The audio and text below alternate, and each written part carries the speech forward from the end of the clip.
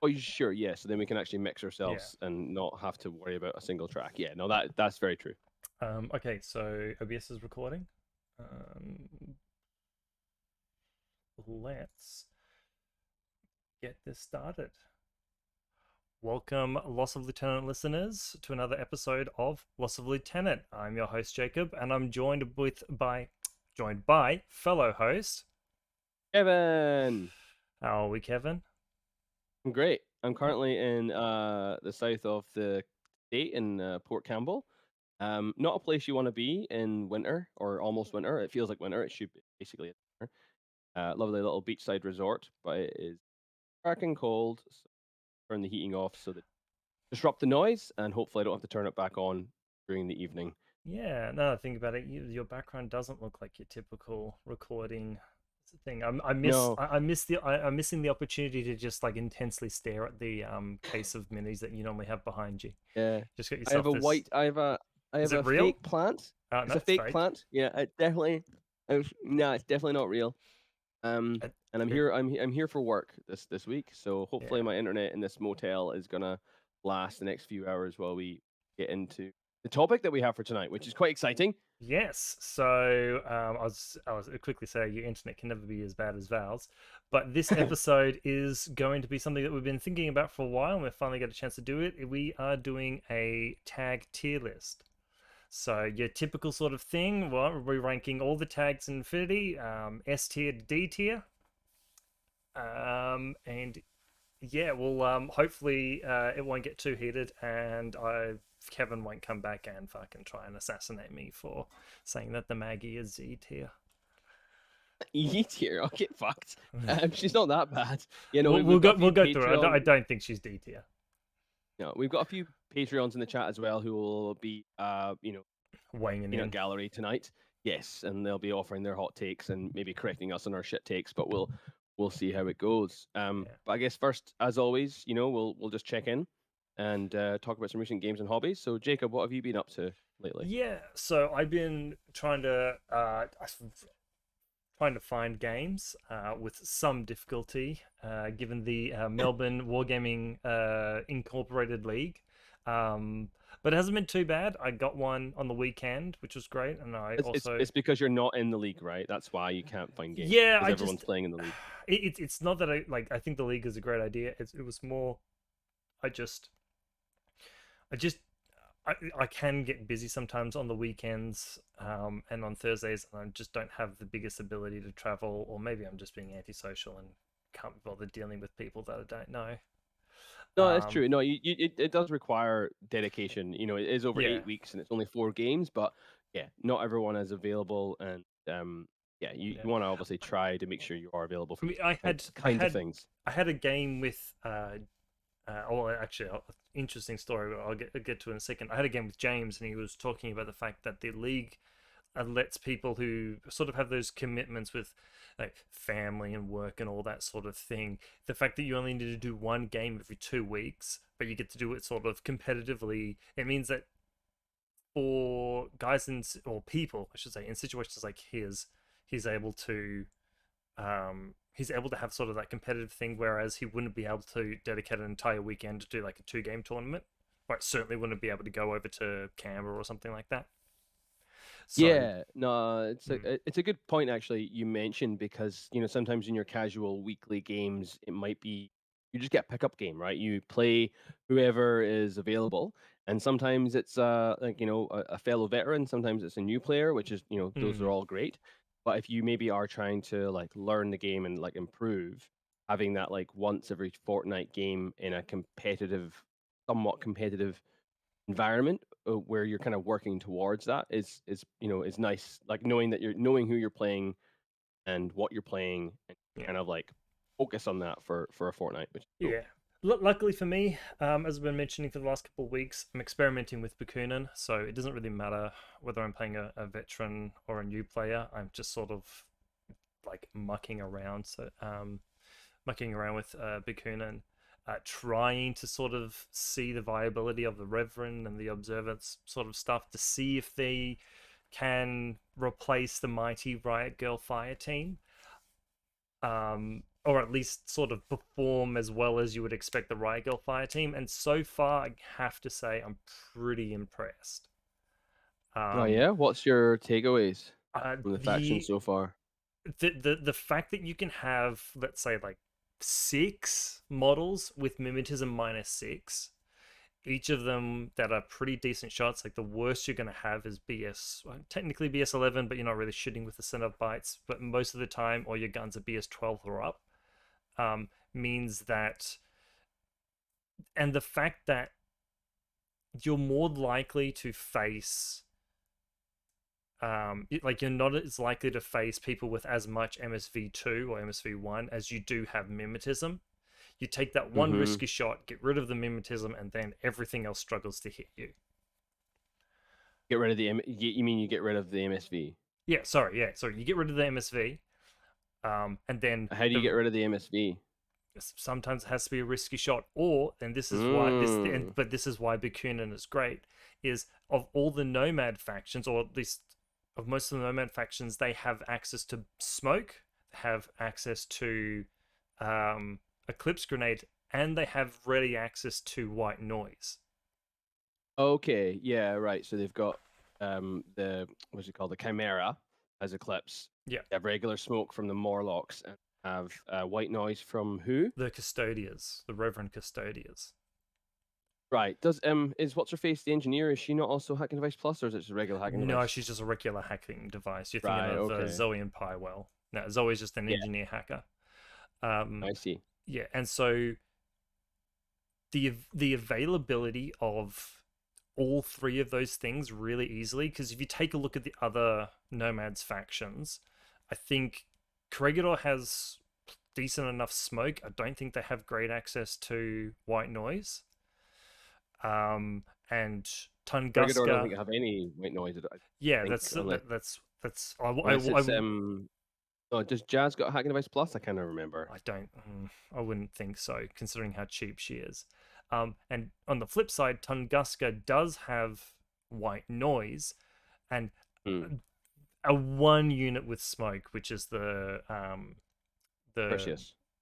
no, that's Eclipse. The bike, the Zonautica. Oh, the Zone Nautica. Yeah. Yeah. Okay. Yeah. Yeah. I know. No, Perseus just has regular smoke. Doesn't have Eclipse. Oh, I thought he had Eclipse. Okay, yeah. So they've got Yeah. some smoke, Mm-hmm. but they're expensive, obviously. Yeah. There's And no so you cheap don't. So warbands you in Tunguska. yeah. So you've got So you've got in Bakun and Cheap Smoke a good access to white noise, which means that if you're dealing with MSV, you drop the white noise. If you're dealing with nothing, you just use your mimetism. If you're dealing with, I don't know, something that you just don't want to see you at all, you pop Eclipse. Mm-hmm. So Yeah. I'm finding that the going sort of hard into the nuns and the reverends does work. It does work, and Kusanagi is a monster. Right, What's your yeah?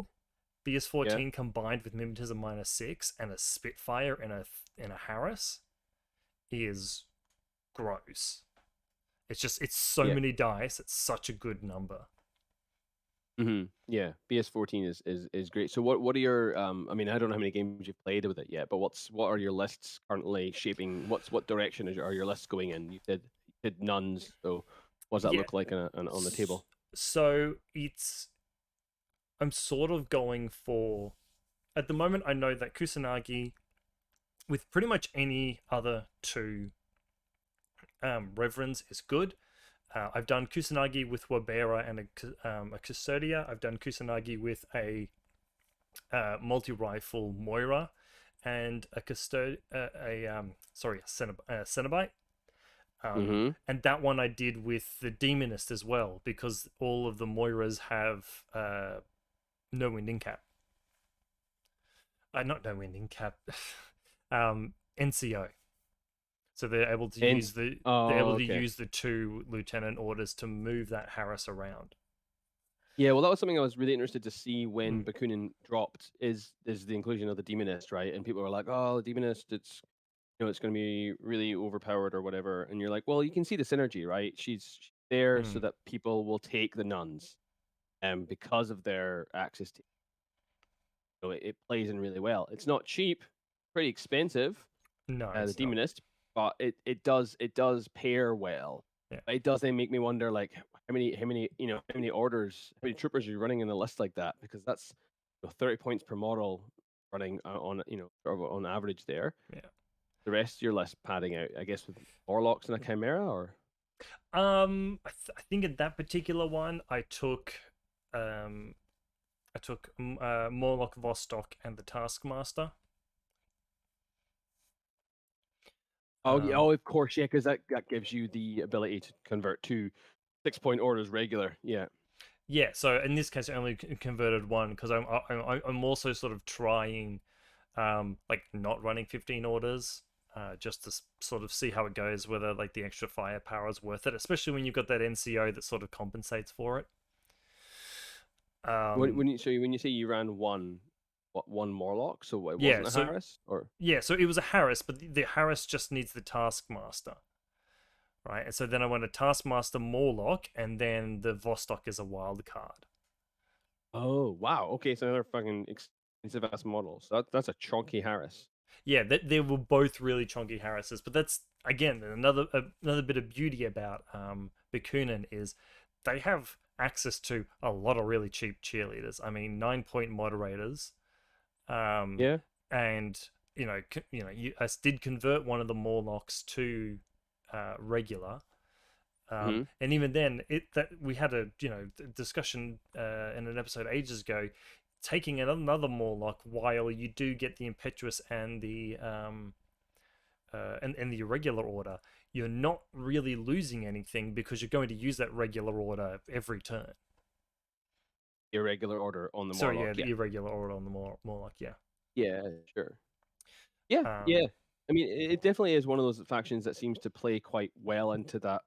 hmm, It has, like you say, it has a lot of tools, and it has a lot of cheap filler, like to get you up to 15 orders, where you don't necessarily get that same thing with. Well, you don't get that same thing with Tunguska. You don't really. You kind of get it with Corregidor, but I think everything's kind of like sort of cheapish in Corregidor and kind of not that great in gunfight. Whereas you got Bakunin that does have good gunfighters and does hmm. have cheap war bands to back it up. So, mm, Um, yeah, so I'm finding them to be kind of the best of both worlds right now, in terms of good gunfighters, really easy to get 15 orders, um, really order efficient with two Harrises, as in a 3-man core and a Harris itself, yeah, um, as and good well. good specialists as well, right? Yeah, But lots well, of good hackers too. yeah. So Custodia, good model. Kusanagi's a specialist. The one thing I'm going to probably test out this week is running the Vostok, a moderator, and the Orphan engineer. Oh, okay. And that's an observant fire team, is it? I'm just looking up. Now it's a moderator fire team. Oh. Okay, the orphan, and then of course, yeah, like you said that the the Vostok's a wild card. Yeah, cool. Cool. Yeah. But Yeah. it's just the main thing is that MSV is less prevalent in like the entire game than Mimetism -6 is in Bakunin. So Yeah, I mean, I don't want to get back into my conversation, my like bee in my bonnet about mimetism, but like mimetism is, like you said, yeah, like it's true. Yeah, MSV is not as prevalent as mimetism, but as soon as you encounter mimetism, your advantage is gone. It's just not there. You don't get it anymore. Pay points for something you can't use. Um, which is fine, right? It's just something to bear in mind. Like, you compare it to MSV. MSV is like, okay, it's just always there, and sometimes it's used, which is a nicer feeling, more of a carrot than a stick. I find, like, sometimes it's like I'm invincible until I'm fucking not, yeah, and yeah, and it and that also doesn't help you. It doesn't help you hit. It helps you win gunfights because you're putting your opponent at a disadvantage, not because your dice are better. yeah, and that's why the view blocking that Bakunin have access to is Yes, like such absolutely. a huge thing. Is the fact that you can choose your fights, and if you don't like, if you don't want to fight something, you have the tools to not fight it. And nice things in saying in the chat. He said playing against Bakunin at Anzac, even though he lost, um, even MSV1 is brutal when your ballistic skill is reliant on your mimetism. Yeah, Like true, so, true. or your bullshit. I'm not sure if he says ballistic skill or BS, but he said BS, which could be bullshit or ballistic Yeah, skill. I don't know. I mean, Yeah. that's why Kusanagi is such a monster, because she's BS14, so she's just a good shot in the first place. Oh yeah, no, yeah. She definitely min maxes that to Yeah, the nines. So, yeah, yeah. Which is absolutely. why I want to try. I also want to give it a shot. Try the because I messed up my list last week. You were there, Kev, and had to change it before the game. But I want to give Oh it a yeah. shot. Yeah, I did. I didn't realize that the observance Yeah. fire team was only a Harris, so I had to completely change it. I want to try that one out as well, sort of just see if the extra armor that you get on the penitent is worth it. We'll see. So yeah, because just to clarify, what you were trying to do was trying to you were taking the Taskmaster for Harris and the Penitent Harris. Was that Oh what you were yeah, the trying to do? observance Harris. Yeah. Observance Harris, yeah, which allows you to run the Penitent and two of the Orphans. Is that right? Oh, you can run orphans, cenobites, Yeah, Amoiras, a whole but bunch of things. It makes sense, to be honest, because I look back at that list and I go, okay, that makes sense because it is powerful as fuck. it's powerful because you've got a gunfighter with two really cheap cheerleaders that you can put in there. Yeah, So you but got you've two got Morlocks, which are 20 you've each. got two massive armor gunfighters, both with cheerleaders. Yeah, yeah, which is just yeah, again, just min maxes that thing up and doesn't cost you very much. So yeah, cool, awesome. So for me, recently, I've had a couple of games running. I'm trying to run a pure core Janissary link in Rama. Something Mm. that is like I think on the last episode, excuse me, last episode I was talking about lists that I've built and never gotten to use. Well, it's round two of the MWI League is Frostbyte, and one of the players, Danny, he's off to Europe for a couple of weeks, missing this round. So I've said, oh, I'll just stand in and play your buy, like basically play the buy round.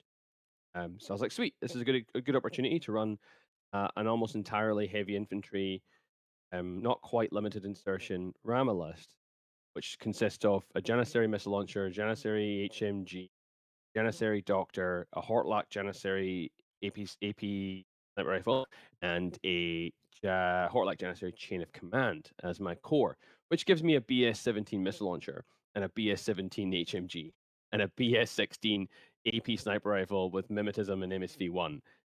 Fucking dope. So good.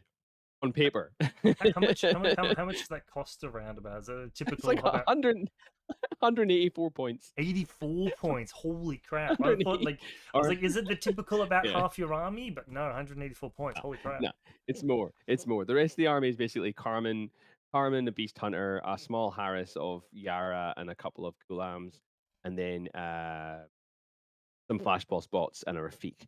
So not an awful lot of like occupying space, but it was all about the list is all about the heavy infantry, right? Heavy Hmm. infantry core kills anything that's standing up, gets into the middle and into the midfield for frostbite and just win.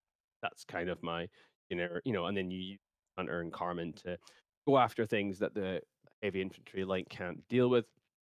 It needs more testing, mixed results. I got my ass handed to me by Josh with his JSA, who just kind of decimated my link in the first turn. Then not Kusanagi, Kitsune came in on turn two and basically just didn't die the way that she was. I was hoping she was going to die, and yeah, ended like a 10-2 win to Josh. Yeah, it's such a oh my god. I mean, like I say, I don't like blaming dice. I'm not the dice blamer, but the that game was hilarious. It was so Josh had done something really funny where he had dodged Kitsune into my Janissary missile launcher successfully. And then just did not spend any more orders on her because he was like, might as well just keep her in close combat because then you have to then have to get rid of her. Mm. That's going to cost you orders, and if I kill the Janissary, then I'm dead on my next turn, which I thought was pretty smart. Yeah. However, sorry, is that okay? Am I sounding okay? Yeah, no. Oh, sorry. I'm reminiscing of all the times I've like run my dog warrior up to the like someone's main shooting piece, got there on the last order, and just been like, I'm not gonna do anything. I'm just gonna stand here. You can try and shoot my dog off. Yeah. So this is what Josh did. And so, but of course, I had a Rafik in my army, which has triangulated fire. And I was like sitting here going, ooh, I hope he doesn't notice that I've got triangulated fire. So anyway, order of my second turn, I used a tactical awareness order from the Rafik, turn around and just put 3 shots into T. So for those of you who don't know how triangulated fire works, it's basically just you shoot as normal. It's a whole order. But it's BS -3 and ignoring all of the modifiers. So Hmm. normally, shooting into a CC puts you at -6. Kitsune's mimetism -6, so that put me at -12. But with triangulated fire, it's just an 8. And BS11 -3 puts me on 8. So I had 3 dice on 8, and Kitsune could do nothing because I was over 8 inches away. I miss with all 3 of my shots. And then I'm like, okay, that's fine. I've hit my Janissary. He's 2 wounds and armor 4. I'll just roll my armor saves, and I roll 2 1s and an 18. You just And the splat your Janissary. and the Janissary goes unconscious. I'm like, oh, okay. Well, at least Kitsune's out of the combat. I'll just shoot her again. You miss. And then proceed to miss over the course of like 4 or 5 orders. Try and get cute and use the flash pulse spot to try and flash her so that she's like her dodge becomes worse. Doesn't work. I think after like 5 or 6 orders, I eventually hit her with 1 shot, and he passes his armor save, and that's the end of my turn. At which point, I'm kind of like, I'm done, and game basically ends because I've got like 5 models left. I haven't even left my DZ, and he's got his entire core of like Tanko in the midfield, and I'm like, game's over because Kitsune's just gonna, run around and be like chop chop chop chop chop chop chop, and yeah, that was it. But it's a little bit disappointing, but interesting nonetheless. It was a bit of fun. And then sorry, were you gonna say something? Oh, I was. Oh no, I was gonna after you finish the game. Finish the game. Oh yeah, and then the other game I had, which was the newer player Geez, almost forgot his name. I ran the same list again because he wanted to try out Frostbyte because he's also in the league, Hmm. and we just tried the same list again, and he was running Morats, and that was a really fun game. Um, basically the same thing sort of happened in a way where my core link didn't really do that much. It stopped his bull track in its tracks for like the first turn because he just couldn't take out the Portlack. Um, Yeah. Then he was able to take out the missile launcher in 1 hit from a heavy rocket launcher from Suryat, which was nice. And then I tried to revive my Hortlak Janissary. This is the trap, people, right? Those who play Hack Islam. Normally, Hack Islam players are used to having Whip 17 doctors because we're Whip 14 Doctor plus 3. However, the Janissary Doctor He's a 2+2 wound. only Is he 2 wound He's doctor? he's Doctor 2 wounds, which means he's still rolling on 14s. But if you pass the whip roll, you get back 2 wounds. Here I am trying to revive my Hortlak Janissary, who not revive. He went no wounding cap. So I was like, oh, got an order left. I'll just move out here. Put the Hortlak Janissary back up to 1 wound, no wounding cap, and then stand it up. So I'm back on ARO duty. And I then proceed to fail all the dice, including all of my command tokens, being unable to roll a 14.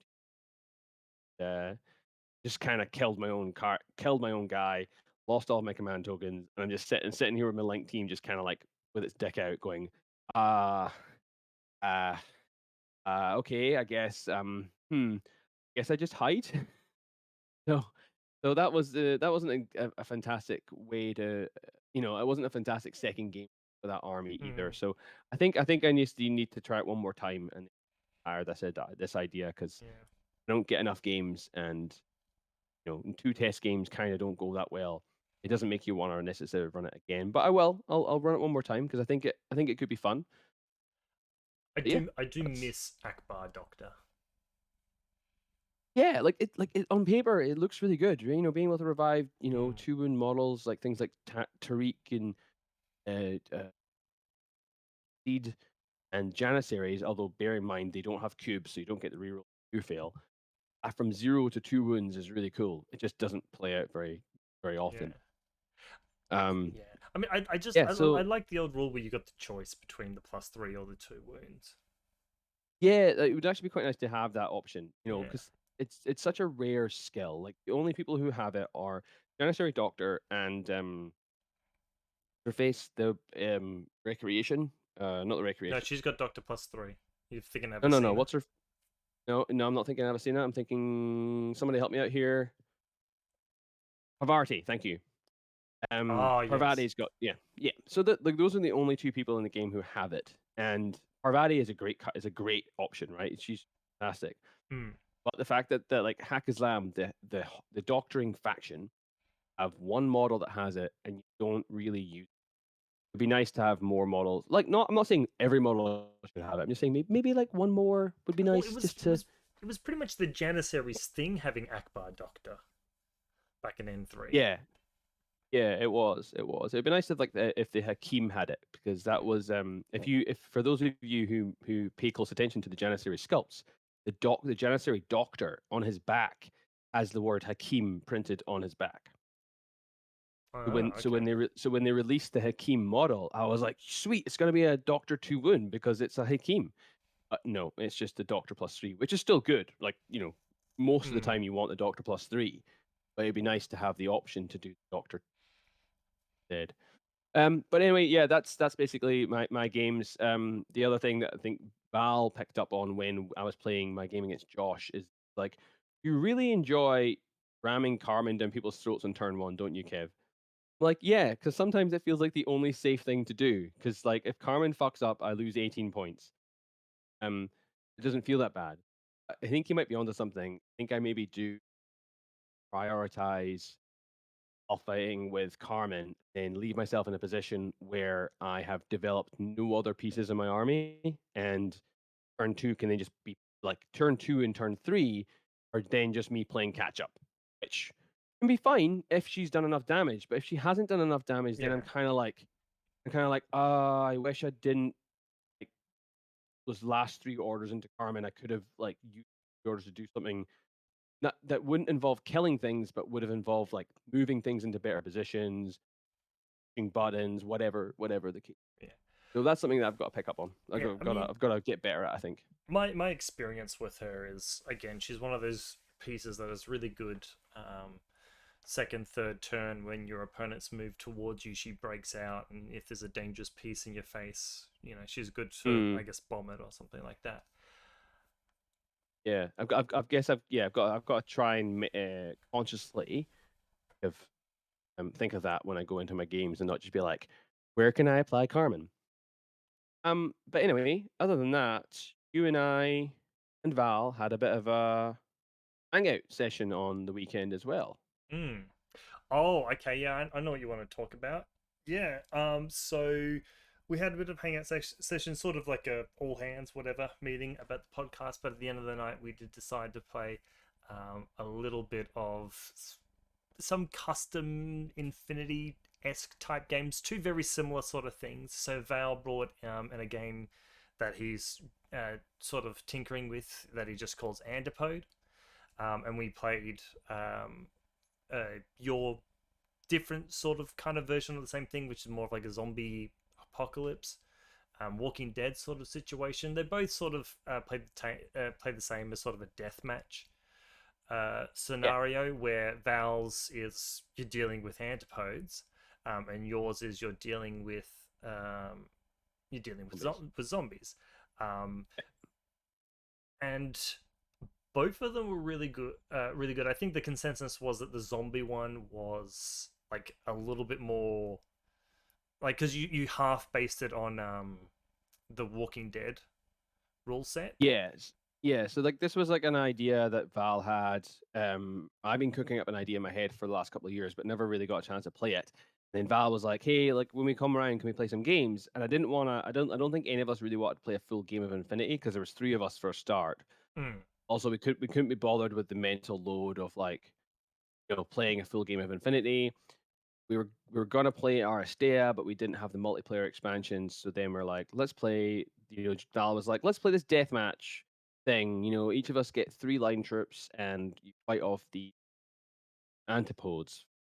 And that was really fun. Like the antipodes are like NPCs that just kind of impetuous towards you, and the object of the game is to be last man standing. But there's also like booty. There's like panoplies around the table that you can go and get stuff from the booty chart, like arm yourself or defend yourself better. mm, And that was really fun. But yes, on the zombie side, yeah, the game that I had is based quite heavily off of Mantic's Walking Dead board game, which is just it's sadly now no longer it's defunct, it's gone. Like you, yeah, you can't buy it anymore. It had a really good mechanic in the game where the zombies were NPCs, like they were controlled. They reacted to what you did in a similar way to arrows. So, if you move inside of a certain range of them, they will shamble towards you. If you end a turn inside of 4 inches of them, they will automatically get into close combat with you, and they will then automatically attack you. yeah, Um, and I think that version worked quite well. It played very nicely into the Infinity system of actions reactions. yeah. I think that was my biggest takeaway from it was that the like the only rule that we did that was any different was the AOs that the zombies are allowed to do, right? Which is they can, if you make sound within 8 instead of like a dodge or something, they just move towards you. Automatically Um, move. Yeah, there's no yeah, there's no role. They just do it at yeah, the end of the yeah at the end yeah, and the of fact activation. that if you shoot the range for reacting towards that sound was 16 inches instead of what is normally 8. Um, Yes, and yes. then I suppose we had a custom rule for when the zombies like walk off a ledge. But other than that, it was just Infinity, and I really enjoyed that sound one because I remember just that sort of highlight for me in that game was I deployed one of my guys right near Val. And you guys Oh yeah. stacked a bunch of zombies near one of my guys. I wouldn't have been able to move him. So what I did was I used my guy that was near 2 of Val's troops to shoot at Val, trying to kill him. Didn't work, but I knew regardless what I would do was draw zombies towards Val, so that then Mhm. he would struggle to do anything with his orders.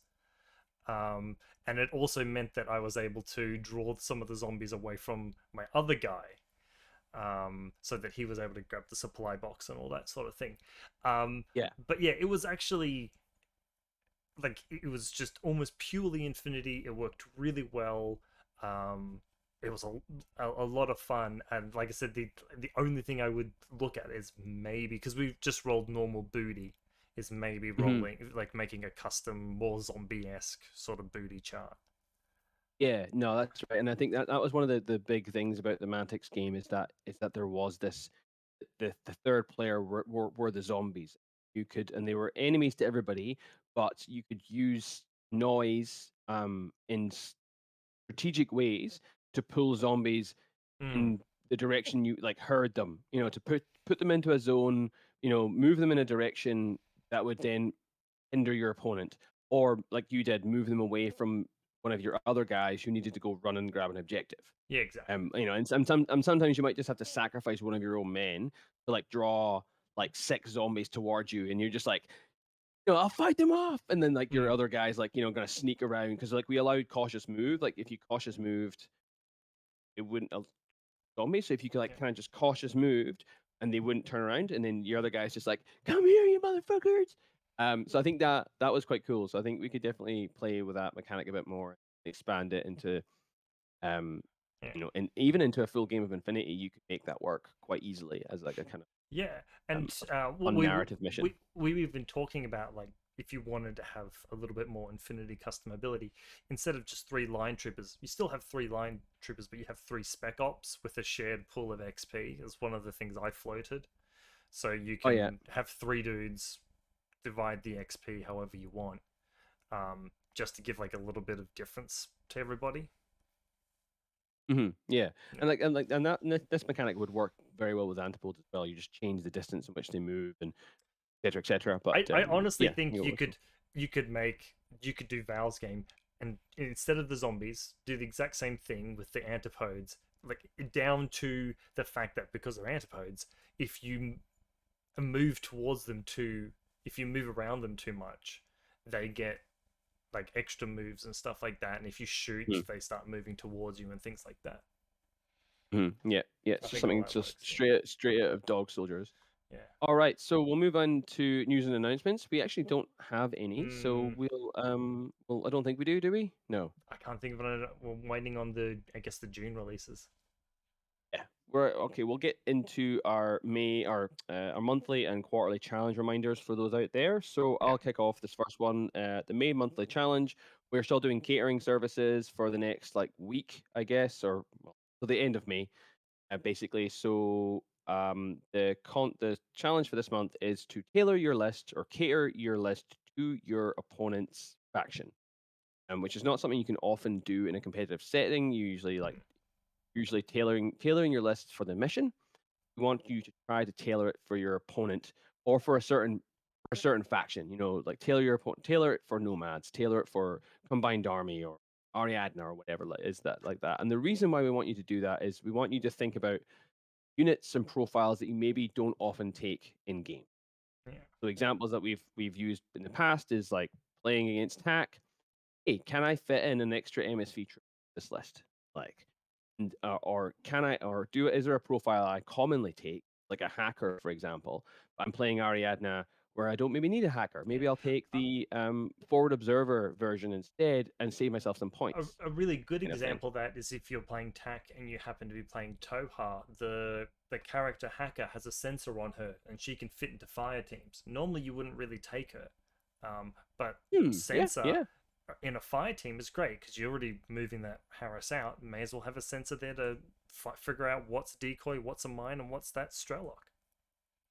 Yeah, and I think on the last episode, Val pointed out a really good reason for this challenge as well, is it also gets you to do a bit of a deep dive into what your opponent's faction can do, right? So like if you are a new player and like for instance in this league, or you're a new player and you're playing somebody who is running Rama, for example, like myself. Maybe you can use that week to actually look, what does Rama have? What does Rama do? Mm. What lieutenants do they have? What drop troops do they have? What do they have any hidden deployment? Do they have any, like you might do this anyway, but we really want you to focus on that and then focus on building a list counter a It's faction it's a and good see if you can come up with anything interesting. yeah, it's a good chance also to try and explore the strengths and weaknesses of either faction, Mhm. yours or your opponent's. I think one thing though that we should mention is that this is one of the times where we definitely want to tell your opponent that you want to do this challenge, because obviously this is not something that you normally face as the actual person who's playing a army that's tailored to take you on. Mm. Yeah, no, very good point. Like we don't want a feels bad. We don't want Yeah. we don't want Joe Blogs rocking up for his his one game a week that he gets to play and having Jacob, turn up with like the perfect anti fucking Toha list. Or not that there's really an anti Toha, but an anti whatever it is list. And then you just have a really shit game because he's just like he's brought all the viral and you've just brought like bears and you're like, this sucks. I hated this. You would never run this list normally, God, sort of imagine thing. imagine I just and then for newer players it's not going to make as much sense, but the anti Toha list last time would have just been Rama with a bunch of Naphatons because they just have a tons of fire. So much fire. Yeah, Yeah. for, Yeah. for, Kill it with fire. for anyone who is new to the game, Toa used to be incredibly weak to fire, would start like absolutely destroy their symbiote armor.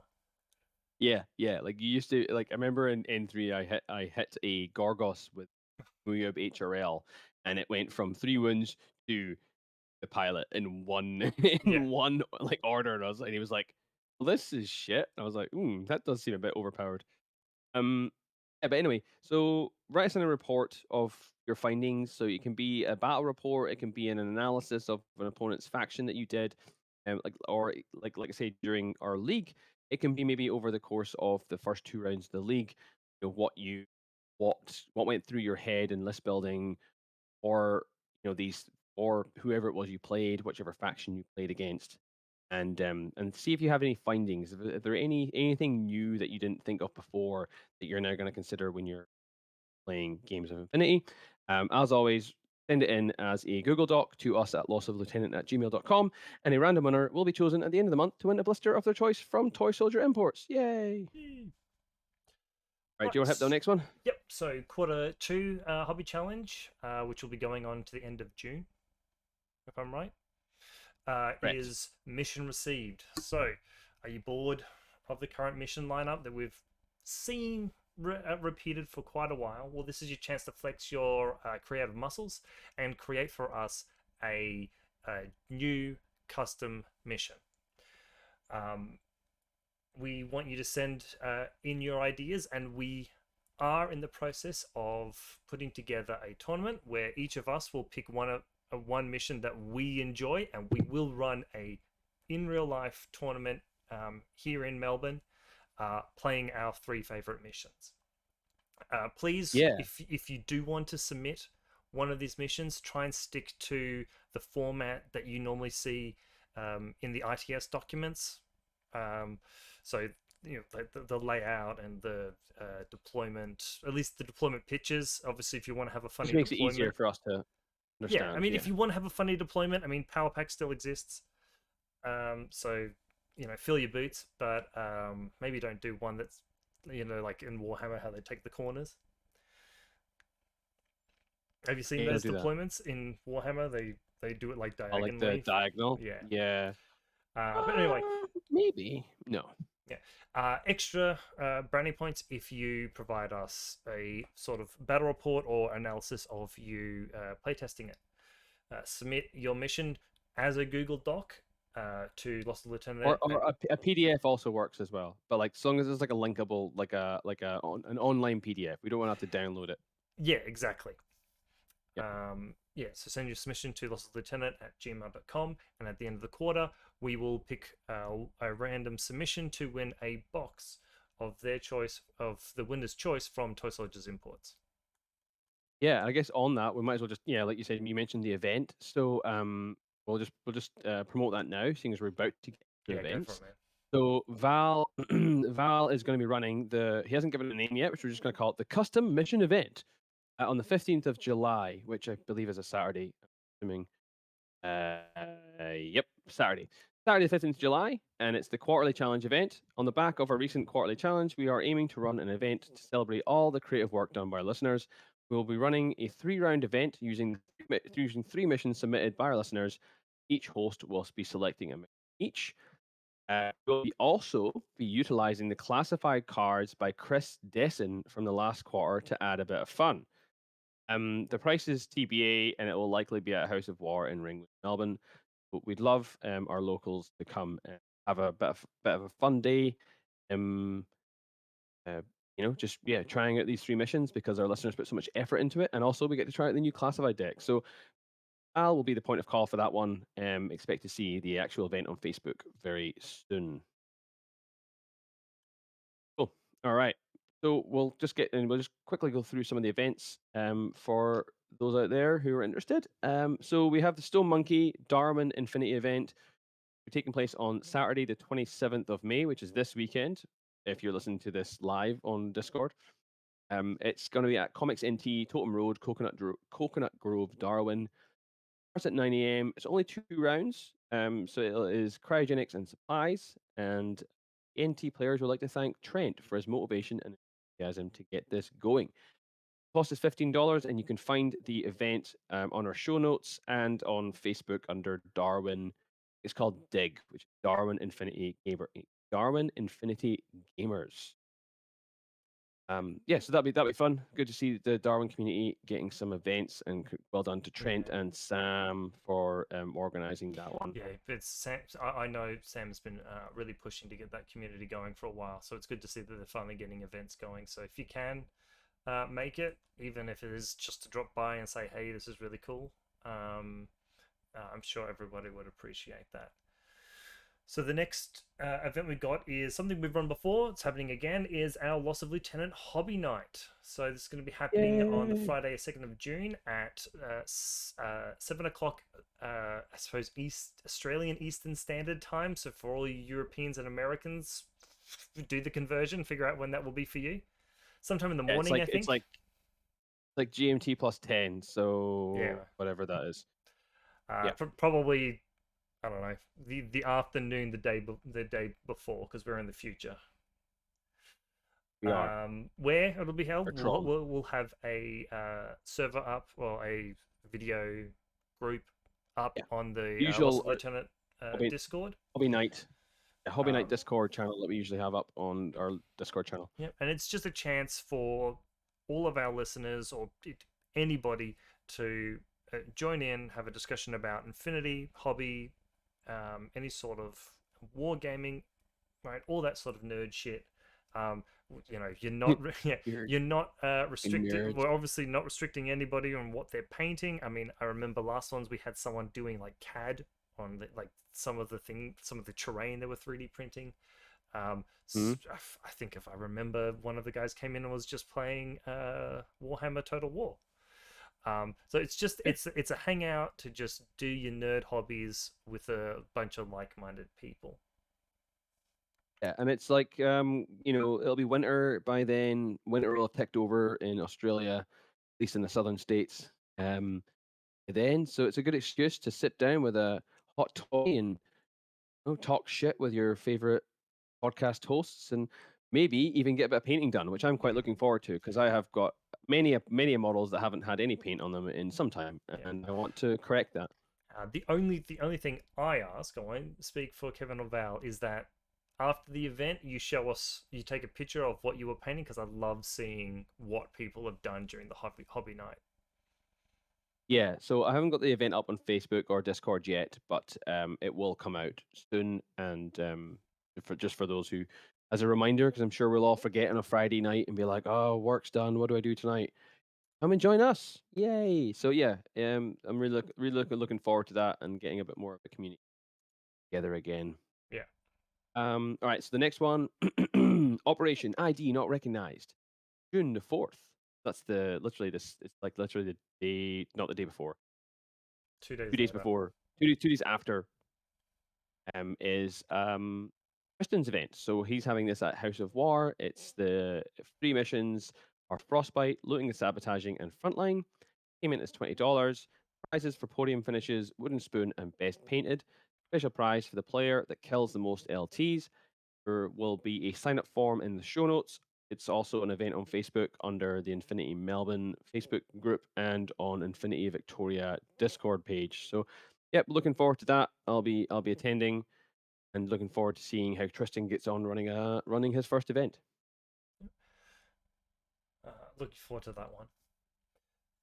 So Outbreak is a narrative event that's being run by Richard.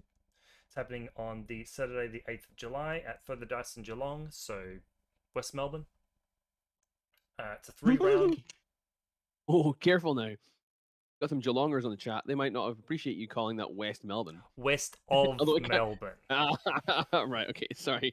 I just thought you heard West Melbourne. I mean, it kind of is. Come on, let's face it.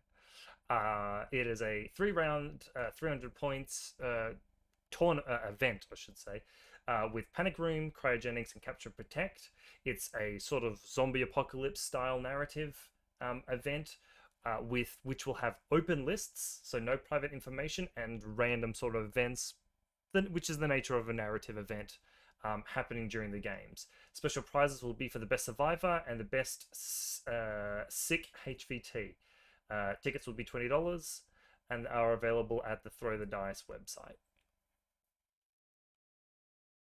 That'll be good as well. And we were talking about zombies as well. So zombie outbreak games. So it'll be good to see how Rich takes the outbreak zombie Yeah, style it will be interesting to game. see. Okay, and then oh yeah, I've already done the custom mission event, so we'll get into Burn City Brawl. Another reminder for those out there: 5th and 6th of August, $70 until the end of the month. It's happening at Flemington and Kensington Bowls Club. The missions are Cryogenics, Capture and Protect, Frontline, Supplies, and Decapitation. This is Melbourne's premier 2-day Infinity event. It's going from strength to strength every year. It's the favorite weekend of the year for me. I'm going to be one of the TOs from it, and I'm really, really excited to see all of you lovely people and all of our interstate friends coming down for this event. So come on down. Yeah, the Facebook event has all the details. We'll also have details in the show notes, and we also have a server for it on our Infinity Victoria. And I'm trying to remember to share it to the Infinity Australia board server, but it doesn't get used very much, so I just forget. So apologies for those of you who aren't on Facebook and aren't on Infinity Victoria. We'll also be using the LOL Discord to promote Burn City Brawl as well, because we need to get as many players coming to it as possible. Right. And then finally, Jacob, take it away. Out 5, Bovine Tech Vor. So this is a tournament held in Rockhampton, Queensland, with tickets on sale at the moment. The event's happening September the 2nd to the 3rd. The missions will be Capture and Protect, Highly Classified, Biotech Vor, Frostbyte, and Decapitation. It is capped at 30 players, but it is held at a licensed venue, Millennium Comics. There'll also be Infinity Bingo and the usual social dinner, I imagine, after the first night. Yeah. Sounds like a great event. I really want to go. He's one of the guys from Queensland convinced me to go. Like, not that I need convincing really, but just like motivation, please. Yeah. Pester Kidnap his me girlfriend and say that the only way that you'll get him back incessant. is if he comes down Now, and plays. Corinna would love to come up to Rocky, like just to get away from the Melbourne cold. So I don't think I'd have to convince her, although she might be not in the country then. She might play well for me if she's not in the country. So we'll see. She's just in the process of getting kidnapped, and she's like, "Where are you taking me?" It's like, "Oh, we're taking you to Rockhampton." It's like, "Wait, Queensland?" Yeah. All right, let's go. Yeah, well, where she's going to be, I can't reveal where she's going to be. Well, not can't. It's not I can't. I just don't know if I should. But she is actually going to be probably closer to Rocky than she will be to Melbourne by that time. So we'll see. Anyway, that's all the events. Yeah, well, without news, the pre-show segment's a little bit shorter this evening. Val would be so impressed. He would be so impressed that we got through the first part of the show. The part of the show where Val tends to spend most of it sleeping. Is done. It's done. I'll make sure that the next episode where it's just me and him, I'll make it as long as possible. Yeah, and so much less loose bullshit. Oh wow, yeah, I'll screenshot that and send it to him, Ash. I do love having our patrons on. They give us such hot takes. All right, well, do you want to have a quick break then? Well, Yeah, before I'll we grab a jump drink into to say the hello main to segment? people. And we'll get on to something that I have been waiting to do for ages, tag tier list. All right, guys, we'll be back.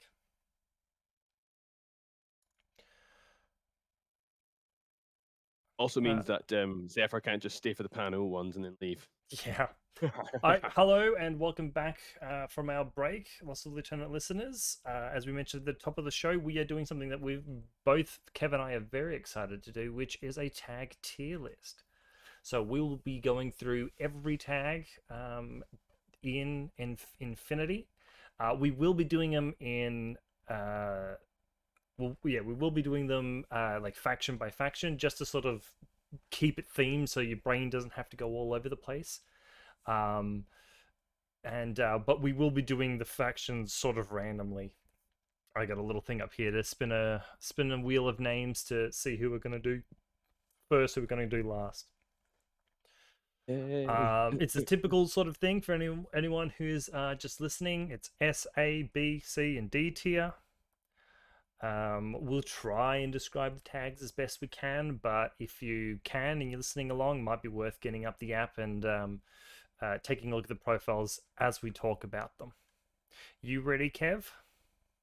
I am so ready. I'm so ready. And also, apologies. I just want to just do this from the outset. Apologies to old host Nick, because this was something he really wanted to do, but I guess you're not here, so we're gonna do it. So That's what you get for having babies. yeah, I guess so. Yeah, well, let's go with that one. All right. All right, let's spin. Here we go. So the first faction we're going to do is going to be, probably a good one to start with. Combined Army. Oh, okay. Let's do Okay. combined army. So All right. we will then go in order of what we've got here. So the very first one off the rank um for Combined Combined army. Army is the Overdrawn. So The overdrawn. So for anybody who doesn't know what the Overdrawn is, it is a S6 tag with 3 profiles. One that has the HRMC, so the Hypermagnetic Rapid Cannon, a +1 burst plasma sniper rifle, and the other one is, I think, a +1 burst heavy rocket launcher. I think it has some other gun with that profile. Not really. Nothing particularly interesting. But yeah, Yeah. its main shtick is it's got albedo.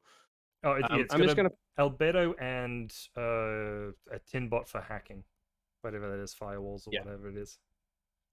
So one of our patrons, Gorilla Miniatures, Ash, hi Ash, has asked, are we ranking in Onyx or Vanilla, for example?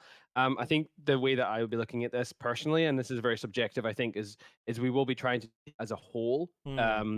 Obviously, if something is maybe A tier in a specific faction, but kind of B or kind of B tier in Vanilla, then maybe it becomes Yeah. A tier overall. Yeah. That's kind of thing, and I think it's worthwhile actually mentioning what each of the what how 'cause again it's kind of subjective how we're doing the ranks, but for me personally, like D is basically you wouldn't take it even if it was your only option. It's like it's a tag and you're being encouraged to take tags, you still don't take it. Yeah. C is like it's serviceable. It's not making most of my lists, but it does have a purpose. E is like just solid. It's there. It serves a purpose, and definitely a sometimes food. A for me is all the time. It's essentially, and then S is like it's kind of undercosted, overpowered, or somehow tuned to the point where it's always a good choice to take. I mean, That's my opinion. Are you I'm similar or? a little bit different. D is sort of like you said, it's sort of something you honestly would just not take it. It doesn't really fit in. If you got it in vanilla, it doesn't really fit in the sectorials. It's just something that, from like our experience, we just can't find a reason to take it. C is sort of anywhere between a bad tag and like an average tag, right? Sort of that towing the line between sort of the bottom tier of tags, but it's still usable. You can still get it into your army. It's not awful. B is your average tag to your good tag, so right, it's worth taking. It does the job, but you could conceivably replace it with something else. A is it's a good tag. You take it. It's gonna do work for you. Um, like it's one of those things where you look at the list and you go, okay, I want to take this tag, build my list after I put that tag in there. S is like you put it into your list and it's awesome, right? You don't right it's always going to do work. It's always going to be it's always going to be the star of the show. It's never going to take like a sideline It's never going to sit on the sidelines and do nothing. Mm-hmm. And then and then I guess like we Mm. just use our infinity knowledge to kind of Yeah. parse information as to whether this, if it's available in vanilla or Yeah. sectoral, or if it has some sort of like neat little kink in a sectoral, then Yeah. we'll try to factor that in, but as a whole, we'll be. Yeah, so we will consider, if it's garbage in vanilla but awesome in a sectorial, yeah, that'll make it rise up. If it's and vice versa, if it's great in vanilla but not great in a sectorial, that'll still keep it up. So yeah, it really, like, a low rank is, it's not worth it no matter where you put it. So let's get into it. Yep. Let's stop talking. Let's do it. So overdrawn. I'm just gonna say C. It's a C. It's a Uh, C tag. It's a sometimes tag. yeah, I had a bit of difficulty with this one, only because its gun can be so devastating.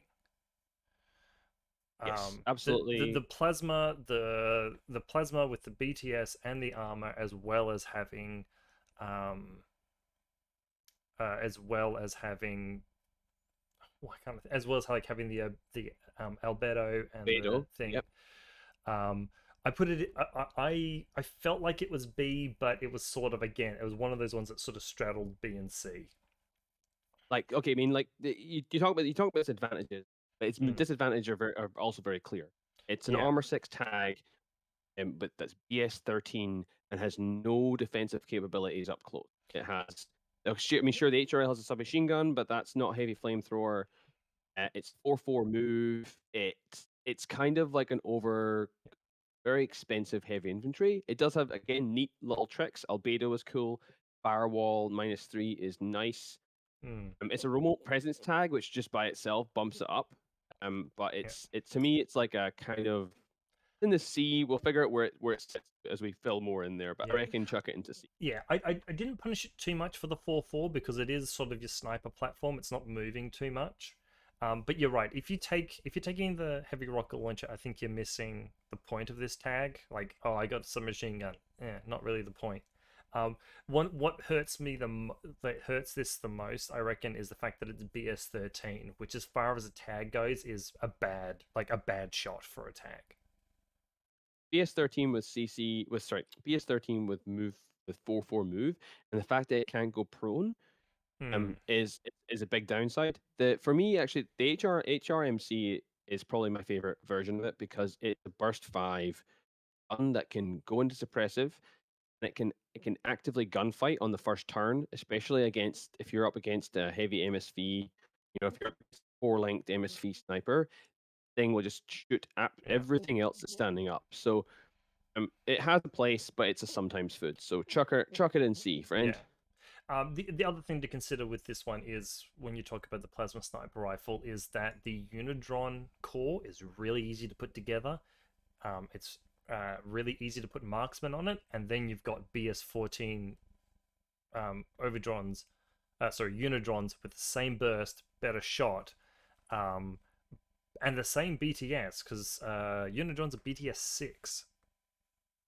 Yeah, no, you're right. Yeah, you can take a Unidron core that does a very similar thing as this guy. All right, so what's next? Next up is the I'm going to say its full name because I want to, but This I can't it's find it. this It's the Sphinx. Okay, it's the Sphinx. I think we had a little bit of disagreement on this one in our notes. I know people might be like, I think it's someone who runs a Sphinx, I think it's a B tier tag. B tier tag. B tier tag because simply because it does not do what tags do. Does does nothing. It does not do what tags. So if all of its tricks, all of its things it does very well, you are still paying for a model that can only fight inside 24. It's susceptible to all kinds of hacking and is 93 points. It's like a huge, huge cost that you that can be countered the right tools. Now I know people are like, "This is a fucking A tier tag." I could be convinced, I'm just saying B. It has the ultimate defense against hacking, a camo state. Yeah, but sure, until you are in the active turn and you're trying to like, gut that fire team and you can't because you can't get inside of 8 of it because it's got a hacker nearby or a repeater nearby. But why would Someone who's because that's often the only thing that the Sphinx. No one's going to be like putting themselves up for arrow or putting them. You're not going to be shooting. The Sphinx is really good at like gutting an enemy's backline, at gutting an enemy's fire team. But it needs to be close for that. And I just find that whenever I run it, it's a really good piece. Don't get me wrong, fucking excellent piece. Just you've got to be really careful with it, and you can't play it like you can with most other tags in the game. Like sit back and shoot, move forward, attack, pull back. Sphinx, it can do that because it's got the speed. But just but it has the ability like to do those things. Like yes, it has a Spitfire, and I understand that the Spitfire's not like a long range multi HMG or HRMC, but it has the camouflage state, it has the mimetism, it has the speed to get into those 24 inches. It's also it also means that it's also one of the few things where if you make a mistake with the Sphinx and you leave it sort of closer to your enemy than you wanted, it in suppressive fire and cover is -12. You're never putting in suppressive fire. You're never putting in suppressive fire. Well, I suppose the alternative. You are putting the thing in the camo. Yeah, you're putting it into camo. Yeah. I think it's I think especially in vanilla, it's too good of a tag to put in B. Okay. But I think it's an A tier tag. Okay, sure. Let's put it in A because I know, like, I'm just saying this as a Shaz player. It is great. It's just like it just doesn't, in my criteria, it doesn't fit what I regard as an A tier tag. Yeah. But it's hard for me to put in B because I love it so much. Yeah. So okay. The other thing, and this is like a theme with tags, is some tags don't have any close-up defense. So there are a couple that have like pistols, some have shotguns, a lot of them have some sort of heavy flamethrower. And any tag for me that has that close-up defense, that elevates it because it means that if you need to do something close up, with the Sphinx, especially with its armor, especially with its mimetism, that burst to flamethrower really does like make a difficult decision for your opponent. No, it does, and maybe I'm being facetious on myself by saying it's a B tag. It's hard. It's a 93 point model that is, if it gets like, and the thing is, like, we're talking before about mimetism and how good mimetism -6 is. Again, this thing is mimetism -6, and the amount of times I have walked into a gunfight and I'm BS14, I'm like, fucking 4 dice on 14s, here we come, and then like I whiff, my opponent hits me with a HRL, and I just lose 2 wounds. Like, I'm like, how the fuck? And like the thing is, like, that just doesn't happen as much with bigger tags that are armor 8, or armor 6. It just hurts. Yeah, I mean, anyway, we'll leave it in A. We'll leave it in A, and we'll move on to the next one because I think you are right. I think you're right in pointing out its cost. It is quite a squishy tag as far as armor goes for how expensive it is. Almost a third of your army in a faction that doesn't have many cheap. Well, again, you're thinking only as like Shazvasti centric, whereas if you take a look in vanilla combined army, they have, and we'll come to it when we get to Avatar. Yeah, but they have the thing ability is, though, like, to cheerleader the crap out of it. True, but in vanilla combined, you also have other, like the anathematic, Bronted, Avatar, like you said, but you've also got some really good high-end pieces. Whereas Shaz, you're kind of like, my only 2-win model is Sheskin, a Gwailos, or a Sphinx, and you're like, ugh. And I'm like, AVA 1 flashball spot. So anyway, we'll move on. So what's the next one? The next one is, and you had some intimate experience with this one just last week, the Bull Track. I shoved it up my ass. Yes, the bull track. It's a C tier tag. It's just like, well, actually no. What did I say? What did I say? B or C? Remind my notes. I'm just now just being a dick. You I put it made it in, but a. yeah, C. That's where you put it. Did I put it in C? Yes, you did. Oh, I did put it in C. Yes, I put it as a C tier tag.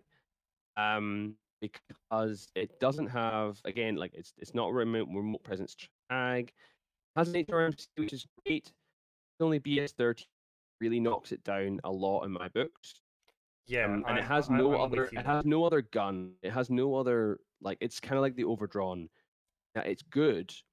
The NCO, don't get me wrong, and the fact that you're over something like the Raicho where you can save yourself half an SWC and still have NCO, nice. But portable autocannon is kind of just not a good profile. So you're left with the HRMC.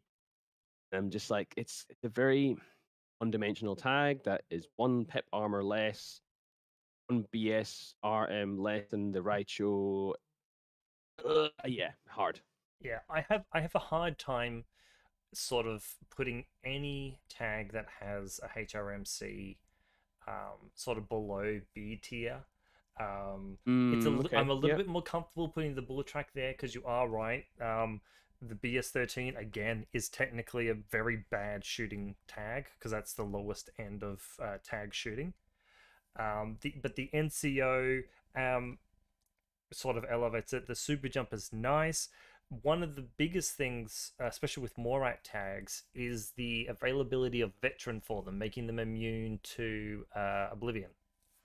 Oh, that is a good point.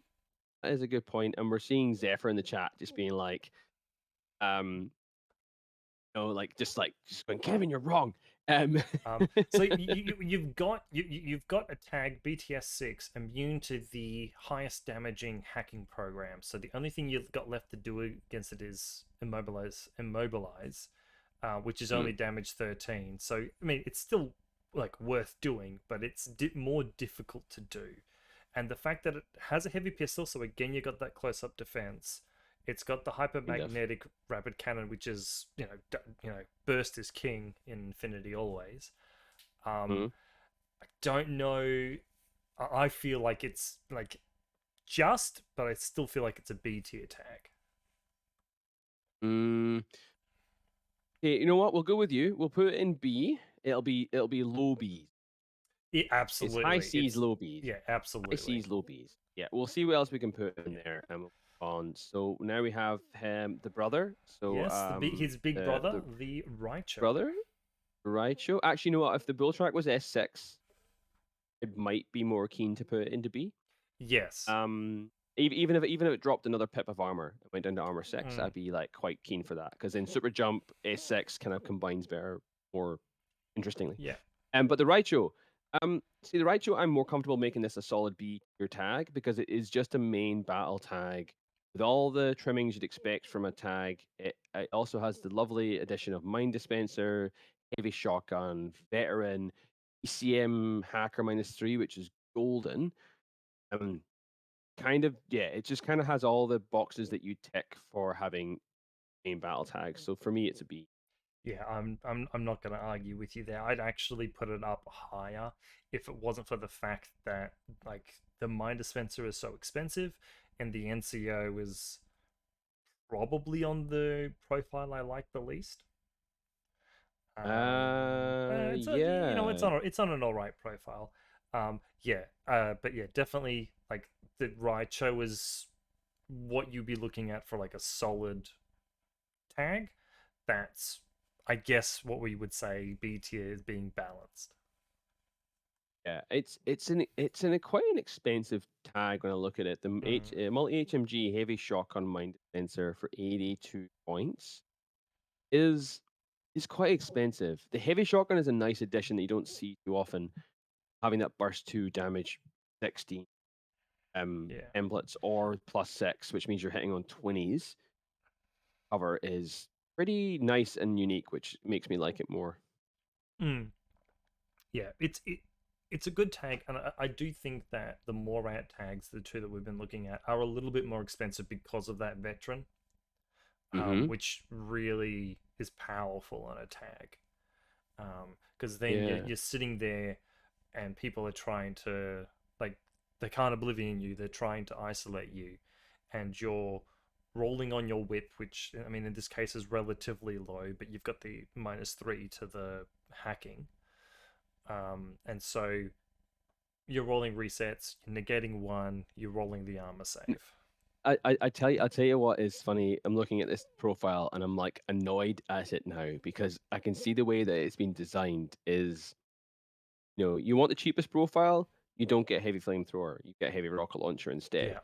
Like, oh, but I want the heavy flamethrower. Okay, cool. We'll pay 4 more points and half an SWC more to get the heavy flamethrower, but you also get NCO. Hey, how about not taking Karnak as your LT? And then people are like, "Fuck you, CB. Fuck you. I Yeah. hate you for making me make this choice." Because Maybe now maybe I'm that like, maybe that's the now reason, just like, to have it as B yeah, tier. It's just so confusing. that's a reason to make it C tier, just to annoy. Just It has annoyance factor. annoying profiles. Yeah. Yeah, because Um, players don't. The CB's like, yeah, don't take Karnak, take Surya LT, for example. And then you can use the NCO. what is what we also do have to sort of consider with uh, the Morat tags is the fact that when you're playing in the Morat aggression force, um, the um, the links that they have, the core links with the high armor of the Suryat, they're almost mini tags in their own right. Which is good that Mm, these things are cheap, because then it sort of encourages the fact that you can use them, but there are other options. okay. Put the Raichu above the bull track as well, by the way. So like that. No, no, no. Yeah, that's it. Like that. Oh, okay. Okay. All right. Uh, Next up, Zedrons. Deodron to the Jumpy Boys. So this is a hard one for me. I initially had these for some reason but I'm like, nah, C tier, but maybe above the overdrawn because of the cute Harris they can make. Don't know. Super Jump's better This now, so this yeah. sort of, yeah, Super Jump is better. So they're able to, um, they're able to jump better than they used to be able to. White white tags can't jump. The problem with the Zeodron is BS13 and low burst. Um, Other than the Red Yeah, Fury, both of the other guns are at best in the Harris. Burst 4. yeah. K1 marksman rifle, burst 3. 0 SWC. I do like getting 0 SWC tags. I find that really Yeah. nice. The Having a damage 14 K1 marksman rifle is yeah. nice. The bioimmunity is Kind of nice. pointless. Well, I mean, you get an extra armor. Remember that the And I guess you are bioimmunity. effectively immune AP as well, then, aren't you? Well, you're also immune to K1. Oh, sure, sure, sure. Okay. You Actually, I know don't what? I, I'll I put. don't think it makes you immune to AP, because AP just divides whatever you're taking the armor save on. Mm, But you can put it on your BTS. Um, so I think it ignores it. It makes you immune to AP because if you get hit by AP, it's AP against your armor. But if you're taking it against yes, then not not against your armor anymore. So you do lose the AP. I think. well, the thing is Breaker is still AP. It's just AP BTS. Exactly. Yeah. So BTS breaker wouldn't help you, but against our AP it would. Anyway, Yeah. it's a C tier tag. I think it's Yeah. maybe I think it's worse than the overdrawn mostly because it just doesn't do what tags do. It wants to be too close to things, so therefore not as good. This is the way I reckon you should look at the Zeodron. The Zeodron in vanilla vanilla combined army is, you would never take it. Right? It's just not worth it. You've got better things to take all over the place. In Onyx Contact Force, and this is the reason why it's not a D tier tag, is it, yeah, you're right. It can make that cute Harris. But honestly, when I took a look, like I've built that Harris a couple of times, take a look. The star of the Harris is because Comparison. the way I make it is Nokia's and Oh, I put you Nokia 3310. All right, I thought you said Nokia. no Nokia's No, uh, Norkius. and Yep, sure. Nokia's, yeah, and Kodali. Right, sure. So yeah, I reckon it is a very soundly, it's a very sound C tier tag. Exactly. All right, and then our final tag from Combined Army, the The big big bad boy boy, himself, the Avatar. Avatar. All right, so this is just a really easy one. It is an A tier tag because it's no longer not remote presence because of rules. So therefore, it's Yeah. fallen from S to A. That's where the Avatar lives now. Yeah, I mean, when I take a look at our notes, I've obviously been a bit more generous and a bit more harsh, I think. But yeah, I'll agree. I probably have been a bit too nice with it, putting it as a S tier tag. The main reason I think it's not S tier is it just takes up so many of your so much of your points, even in an army that can have like the Icodrons and the Imatrons. It's just such an expensive tag. Yeah, it really shapes your entire list. Yeah, It can restricts list building to quite a lot. Even with all the changes that CB have made, it's just I feel like the Avatar's just kind of fallen out of favor now. No one's really running it, so I think that's indicative of it felt like it was only so good because of what else you could build around it, and now that what's around it has changed or the points have changed, but now that we're not seeing it, it just makes me wonder. I think it's fallen from S to A. yeah, and yeah, it's I mean, again, just for anybody who hasn't necessarily looked at it, mimetism, like what brings it up to A? Mimetism -6, high armor, high BTS. It has probably one of the most dangerous sort of templates in the Sepsister Hmm. Plus. The stepsister, Yeah, Sepsister this Plus. the sepsitor, Right. There's one S, not twos. Oh, Sepsister. Okay, yeah, fair enough. Sorry, there's two S's, not three. Sorry. Yeah, being immune to a possession is great. It has Strategos level 2 with the ability to take Lieutenant level 2. So all of that's awesome. The biggest problem with the Avatar is often, like you said, it forms your entire list, and if it goes down, it kind of shapes the plan for your mission. And if it goes down, you really are reeling to try and claw it back. Yeah. Zephyr's in the chat thinking the Sphinx should be higher than the Avatar, and I'm like, well, I begrudgingly brought it from B to A tier, so I'm still saying the Avatar Look, I is am. better than the Sphinx because even a noob can pilot an Avatar to victory, but you cannot do that with a. Yeah, I think the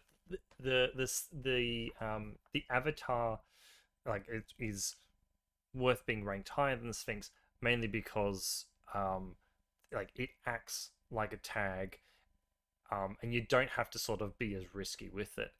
The extra armor still has the mimetism -6. Yeah, it believe it or not, it's probably a more flexible tag than the Sphinx. It just yeah. It's Yeah, because its use case is so much wider. It's yeah, like and big gun go burr, whereas Sphinx is like I'm going to be yeah, sneaky. and It's yeah. for an extra 23 points, or right, you lose a little bit of speed climbing plus and the camouflage, but you gain 2 orders plus strategos, which means you can. Usually you gain. It's a completely different. It's not even the same ballpark. Other than it being a tag, that's where the similarity Yeah, ends. I'm just saying, like, for 23 points difference, you gain a lot using the Avatar, even considering the things you lose from not taking the Sphinx. I mean, like, yeah, the caveat as well, like, is the Avatar is the most expensive tag in the game, so Rightfully so. it almost can never be S tier because of its cost, but is yeah reflective, especially Yeah. of now of the new point cost that it And again, All right, if it so was in any faction that didn't have, again, a bunch of cheap cheerleaders, it would be lower, just because of the okay. cost. Our next faction All then. right, next Spin the wheel. faction. Papa. What do our patrons think of the first 6 tags? We've got 2 in A, the Ooh, Avatar and Sphinx in A, we've got the Raichu and Bulltrack in B, and we've got so basically, and then we've got the 2 smaller tags in that's all right. Nothing in D yet, nothing in S yet. yeah. What did you roll up there? It's I rolled. It's going to be a quick one. I rolled O12. Oh, 12. All right. This is an easy one for me. The Zeta is an A tier, Um, in my opinion, oh, because it's an HRMC remote presence BS14 with climbing plus. yeah. The Let only me just tag that O12 get. yeah. Let me remind myself of just how much it costs. Because if I Also remember, gets NCO as well, which is nice. yeah, if I remember correctly, yeah, okay. The biggest thing is the fact that the Zeta, for what it is pretty freaking cheap. Right, we're talking BS14 climbing plus, like remote presence, and it's Hmm. just as expensive as the bull track. It's about the same Yeah. points. So, Yeah. if the bull track is B, the Zeta has to be up there at A. And I think Um, it's better than this. Oh, I don't know. I want to say it's better than the Sphinx. Maybe even better than the Avatar, just for its cost. I, I, I, Uh, I don't know if anything's going to beat the Avatar, and I'll be honest, considering the fact that going toe to toe, I think the Sphinx would win in that particular firefight. yeah, but I'm, that's not what we're comparing. We're not comparing like I know, who would win in a firefight. We're not. It's not I like know. Deathmatch 2000. It's yeah. I went back and forth on making this S tier. But I really found it hard to find any S tier tags. Zephyr. Really difficult to find S tier tag. So Yeah, this one is very close, which is why I want to make it higher than the Sphinx. yeah. But you're the man, but you're the man behind the wheel, so I'll let you drive this one. It's so cheap. That's the biggest thing. It's such a cheap tag And compared its to the Sphinx. ability 20 to points with the HRMC. the climbing plus its biggest downside for me is that heavy is that well not biggest, but I find the heavy riot stopper to be kind of like just I would rather have a heavy flamethrower, but I like the fact that it's got a heavy riot Well, stopper, obviously because it's O12. yeah, that's a theme for O12. Mm, I'm sorry, I can't pass up the camo state Okay, that the thingo has. It's got to be above it. fair enough. Enough. All right, so that's where that is. A tier tag. Okay, next All right, next action. one. Let's rotate the wheel again. I find We funny have because like the Zeta, I don't think many people were talking about it until recently when Starmada got its little buff. hmm, Um, I don't know, maybe that's just me trying to be a hipster, thinking that I liked the Zeta before anyone else did. It's also possible as well because people didn't really they weren't sure on the model, so maybe that's where some of the hate came from. yeah, and look the climbing plus is nice because you can put it in places where you wouldn't really expect it to be. Um, and again, I find it really hard to put anything with a HRMC below A. Mm, Because it's just such a good gun. Again, burst is king. yeah. Um, Zephyr's in the chat being like, why this is gonna be better than any Pano tag, and I'm like, yeah, but I think the other thing I'm thinking of is the faction as a whole. Maybe we'll get to it. We'll get to it. Sorry, I mean, what was the faction that's next? I don't know about that. So the Pano have some pretty freaking amazing tags. Aleph. So again, another Left. quick one. All right, Uh, so we've got Agamemnon first up in your little list we there. do. Aggie, he is, they are a. Where did I put down? You say I am looking at Agamemnon as not a high um, B tier, but it is small. It does do one thing that a lot of other tags do, is it is pretty good in melee combat. Um, hmm. it's just it's just a tag. You can take it. It works in the factions that it has. Like again, Aleph are able to support it. Um, it does have one of our favorite weapons, the AP Spitfire. think I'm right on that one. AP Spitfire, right? Yeah, AP Spitfire. Yeah, Yeah. AP Spitfire, heavy flamethrower, +1 burst, DA weapon, DA close combat weapon, right? As well as the ECM -3 to hackers. Unlike the Hmm. bull track and the Raicho with good whip, right? So instead of whip 12, it's whip 14. Um, for an S6 tag, I'm pretty happy with just sort of saying it's an average B tier tag. I don't expect it to be necessarily high up the list for B tier, but I think because it's got that little extra close combat ability and the negative, like the resistance to Mm. hacking, yeah, I'm happy to put it. I'm happy to put it up as sort of as somewhere on as a B tier tag. Yeah, I feel like it's a C tier tag now I'm looking at it, mostly because it's an HMG. It's only an HMG, so that knocks it down. It's AP Spitfire, which is great, but it requires being a bit closer, which is where it starts getting a bit dangerous for it. The ECM hacker does help, like you said. 6'4" on that is good too. Mm-hmm. Remote presence is great. It can be your lieutenant, which is nice, but then it competes with like other lieutenants in the factions. I don't see that being used that often. It's not a terrible lieutenant Still, for Steel still, Phalanx. still primarily a sometimes tag. Like you're not looking at this going, all right, I'm taking like 14 orders and a tag. Taking, you're not doing that. The Agamemnon's like a kind of a funny little flex piece. It's like, hey, I won't take Achilles this time. I'll try Agamemnon. Yeah, and That's why I feel like it's a C tier tag for that reason. okay, but oh, I'm only gonna let you have that one because I really don't like this pose. Okay, okay, it's better than the overdrawn. Yeah, okay, so high C's, right? Yeah. Okay, and Um, then and then second one is the the Marut. I mean, the Marut should be like you know S just because of its model, 'cause lovely model. But I think it's I think it's I think it's an I think it's an A tier tag because it's just such a great gunfighter. Got Strategos. It's BS-15 MSV2 HMG. Just does what it says in the tin. yeah. One of the best tags at doing what tags do, which is killing things. So for that reason, it can't be any lower than a B for sure. I don't think it should be lower than an A.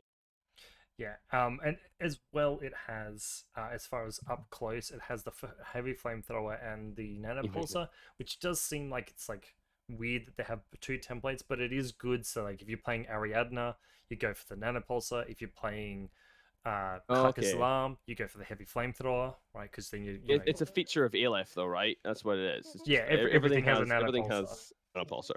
Yeah. I think yeah, and I think in Aleph because when you hear someone is like you roll up if you're a game at a tournament and they're like, hey, what are you playing? And they say Aleph, just think of like two lists. You think of is this a Marut list or is this an Achilles list? And because of that, I think that just means it just shows how popular it is. In OSS, I don't really see it because it doesn't have the smoke to support it.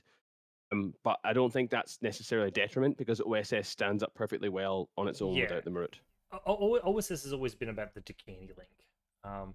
But the fact that that's one thing I probably have failed to consider for a little bit is the fact that the Marut has MSV2 in a faction Mm. with decent like a 16-point smoke thrower means that the fact that it can do that smoke trick does mean that at the very least you're always able to use the MSV2 to your advantage, right? If it doesn't have like mimetism -6 or something that you're trying to cancel out, you just throw a smoke in front of it and then you're like -6, right? Other than like a fire team, and in which case, for most part, you're fighting a fire team, you just try and dice it. You've got armor 8, so you hopefully will be okay.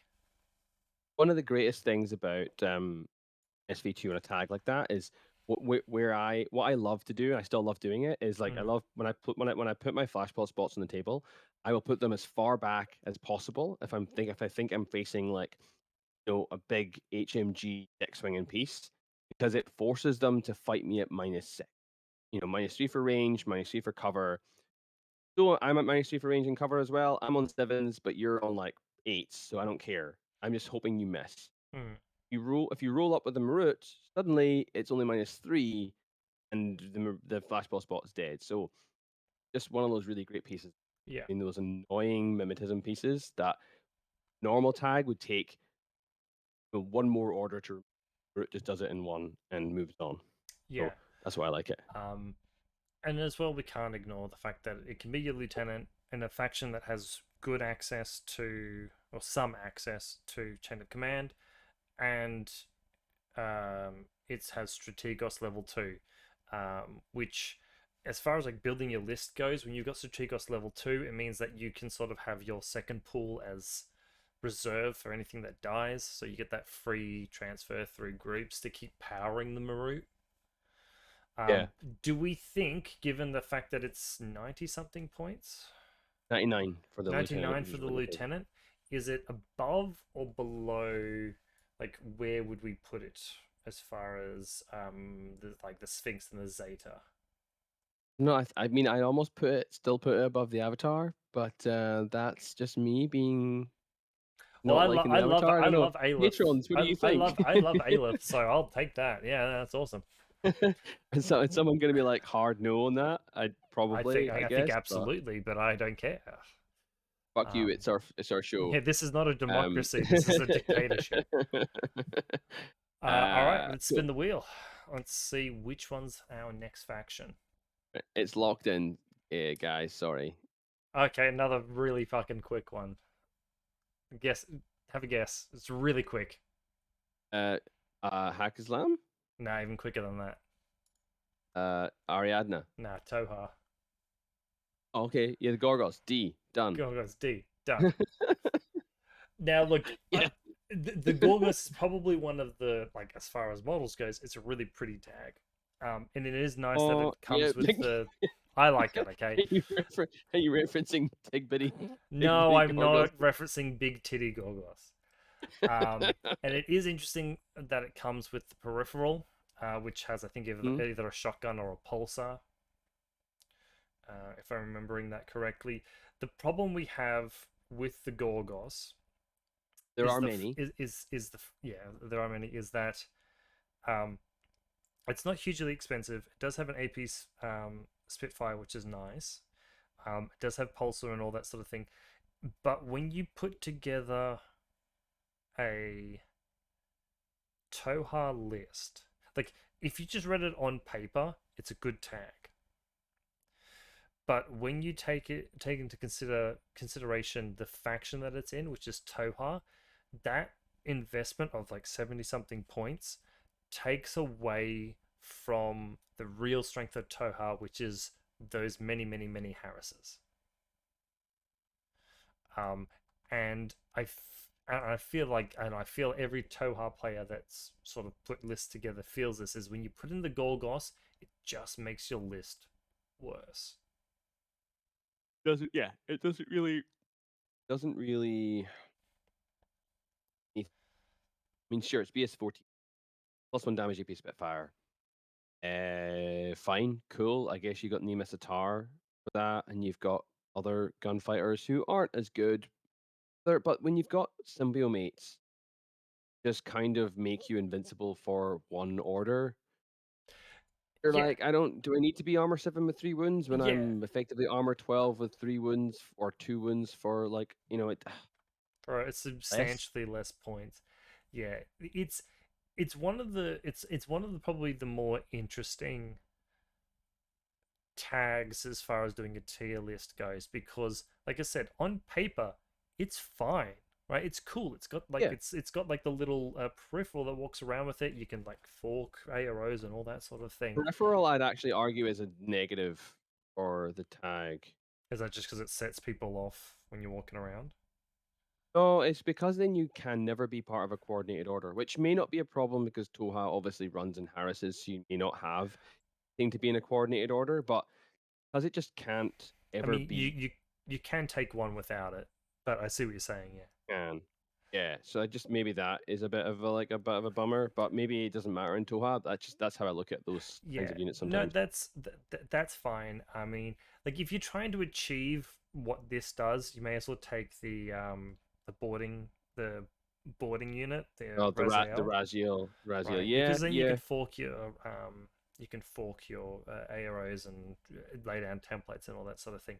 But yeah, it's a weird one where on paper, if you took it in isolation, the Gorgos is, it's a good tag. It'd be like a B tier tag, but in the faction that it exists in, it just makes your lists worse, and that's why it's just too hard to put anywhere else.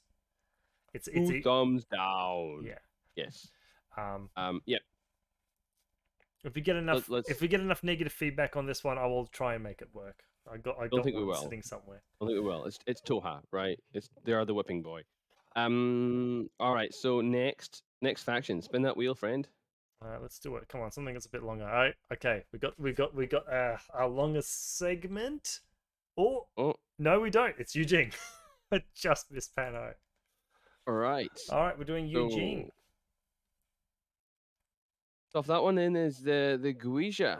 The So Guija. where do we put the Guija? So the Guija used to be sort of like the quintessential tag. It had nothing special about it, but we're talking N3 here.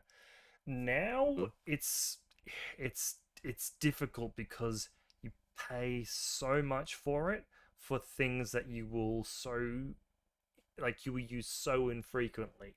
Like it should be a somewhere in the 70s point tag. But because they've given it martial arts 2 and because they've given it super jump, for whatever Hmm? reason, they've decided to make it 82 points. Yeah. Yeah. It's an expensive tag that it has martial art. Like say martial arts and super jump just kind of make it Mm. more expensive than it needs to be. Super jump is nice. I don't actually mind super jump. That is useful, especially in the new way it works. Yeah. Um, I gonna say that it's a high. Oh God, I'm gonna change my mind so much, aren't I? I'm gonna put it bottom of B. Yeah, Still, still. I can do that. Hang I on, can no, agree with that. you charlatan. You had that in D tier in your draft list. Did I? Yes. Oh, that was a bit rough. No, that's a bit rough for the Guija. That's a bit rough for the You Guija. had that in D tier. To be fair, I had it in C tier, but then I went back and forth on it. I think Yeah. I had it top of. I think I had it high C, but now I'm thinking bottom of B. Uh, yeah. Um, like don't It's just a fine. It's a fine tag. Like it does what it says in the tin. you, Just it's an yeah. I expensive mean tag. it's in factions that can support it. Um, well, but IA can't really take it. It's too expensive to be put in Invincible Army. It can only really be used in vanilla because that's the only other place it can be used with support from God, what are they called? Quan Chi. Those are the exploding guys, right? Hmm? Right. But that's about it. It's one of those things where it just sort of doesn't add anything to the list to the faction. Um, I mean, you can pretty much get the same stuff out of it for like 30 less points just by taking a Yan Hao. Same I weapon. think there's a lot of Eugene Salt pouring out here in the Patreon chat. There's a lot of White Banner players and Well, White Company players who are very sad that we put this bottom of B. But hey, it was gonna be D tier, so yeah. fucking be thankful. Well, All look, right. So the other one, hold on.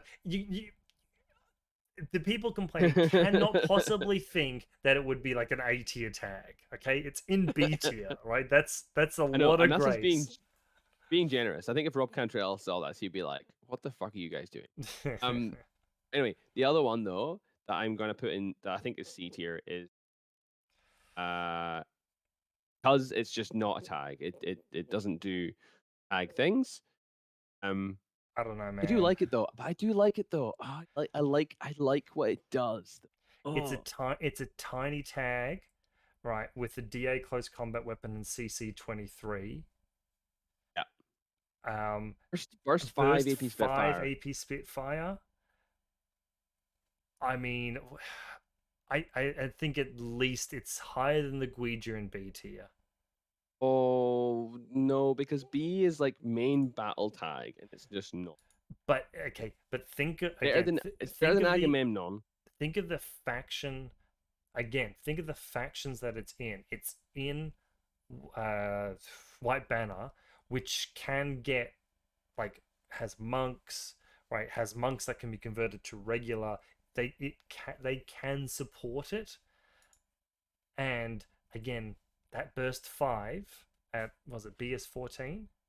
Hmm? BS14 at 71 points, and I don't know, a C I tier saw tag. Nick do very well with it in White Banner, just shoving it down people's throats because it can do Yeah, that more than something like a Guija can. It can get those angles. and because it's Burst 5 small, BS14. Yep, yep. Don't I'm I don't know. And I'd say high C. High C for me, but maybe better than Agamemnon just because I I think think so. it's a weapon that I think Eugene can probably use more than four. But I mean, okay, like Zephyr saying the Guija has super jumping and gets better angles. It does, but it doesn't because if you're super jumping, you're also super jumping in front of everything else that can see you. Whereas the Blue Wolf can get around corners and be a bit more like I'll fight you outside of 8, which is a better angle than having to fight something outside of 16 Mm. because you can't see that thing outside of 16. You can see that thing outside of 8. So therefore that's a better angle than Yeah. super jump. and and the Guija does have to sacrifice its cover to get those better angles. Yeah. If it's Yeah, using well, I super mean, jump, it's losing like -3 to be hit, as well as the +3 armor. unless you're super Um, jumping on top of a building, you know, well, to a higher point. that's what I was going to mention. Is one of the reasons why I don't hold super jump quite so highly for tags is because their bases are so large. There's often like not places you can be put, and once you're on top of a building, it's very easy to get you out of cover. And it's also very hard to get back down again. Like it's not like climbing plus where you can kind of like bloop bloop. Whereas Yeah, super jump, you're like, hey, I'm up. Oh shit, I can't get back down. yeah. So yeah, look, you're driving it. I'm saying high C. You want to put it B? I'm I'll gonna let put it at B. you. Oh, okay. You know, I'm not. This is This is. We'll just. Yeah, I don't And in know. fact, I'm even Okay with gonna this. put it. Ooh, you know what? I don't want to get murdered. I'll put it below the Guija. Zephyr's gonna fly down and Okay. fucking tear my throat out. Uh, Okay. Right. Okay. all right, This is let's. quickly turning into just like we're just randomly putting things down. But let's move on. So All right, Jesus. Okay, extraction. apparently we're gonna have the longest one till last. Next one is Ariadna. All right. Chernabog, solid B tier Chernobog. tag for me. Um, Solid B for me. I'm just gonna quickly remind myself what the Chernobog looks like. Mostly because it's the only tag that Ariadna get. It is the beefiest thing that Ariadna can get. So cheap. You can still build a perfectly normal Ariadna list around it. Not feel like you're actually spending points. At least that's what I've sort of seen with people building this unit into their list. So I really like it. I think it's a solid B tier. Possibly in between the. Well, actually, sorry. Can we move the bull track below the Guija? Oh That yeah, shouldn't be for sure. Yeah. in there. Yeah, thank you. That's better. Maybe the Chernobog can be in between the Guija and the Blue Wolf. 2 wounds though Yeah, until it but like gets how battle ravaged. like it's 70 what points? Well, I'll admit I probably would rather take the 65 point profile, because Yeah, I'd it's rather the heavy. 65 points. Yeah, Yeah, it's 65 points. Yeah, no, 65 points is a fucking steal for BS 14 Armor 8 APHMG. just shits on so many other tags until, of course, Yeah, it loses I its. think this is almost sort of the opposite of the I think it's better than the gore. Raichu. I think it's high B. I think it's better than the Raichu. I don't know if I'd say it's better than the Raichu. It's about the same cost as a Raichu, and it has less wounds. And the Raichu is still in a faction that can power it probably just as easily as the Chernobog Oh, hang can on, the power it. Raichu is uh 73 points at its cheapest, and the Chernobog is 65. It's only 8 point difference for an extra wound. Mm, oh no, it still has the same number of wounds. It just like it gets Well, worse at it that doesn't do point. the transform. Yeah. Yeah. Yeah. Look, I think it's this. This is a very much a case with the Chernobog. I think it's very much a case of on paper it doesn't look like the greatest tag, but when you consider the faction that it's in Ariadna, where you can very easily power this thing. I mean, what's what is the availability of volunteers for Ariadna? Like It doesn't base, matter because you just pick any other line troop in Ariadna. They're all ships. yeah.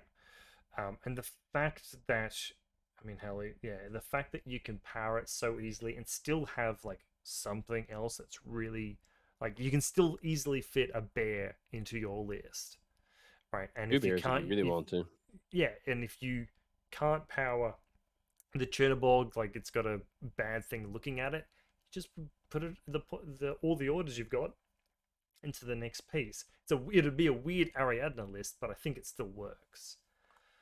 Yeah. Yeah, I put it probably, yeah. Oops, not there. There. I mean, yeah, I'd say it's better than the Raichu, but look, I'll let you take that one. That's fine. Yeah. I think Um, there's the versatility of the Raichu. okay. Okay, let's see which faction we're doing next. Oh, still the big boys left. Oh, come on. What have we got now? Hagaslam? Yes, we do. We have Pakistan. All right. Aggie, C tier. I want her to be higher than the overdrawn because it's the main Oh, battle tag that does all the tag stuff. yes. So She's probably better than maybe even better than Agamemnon, just because it does tag thing.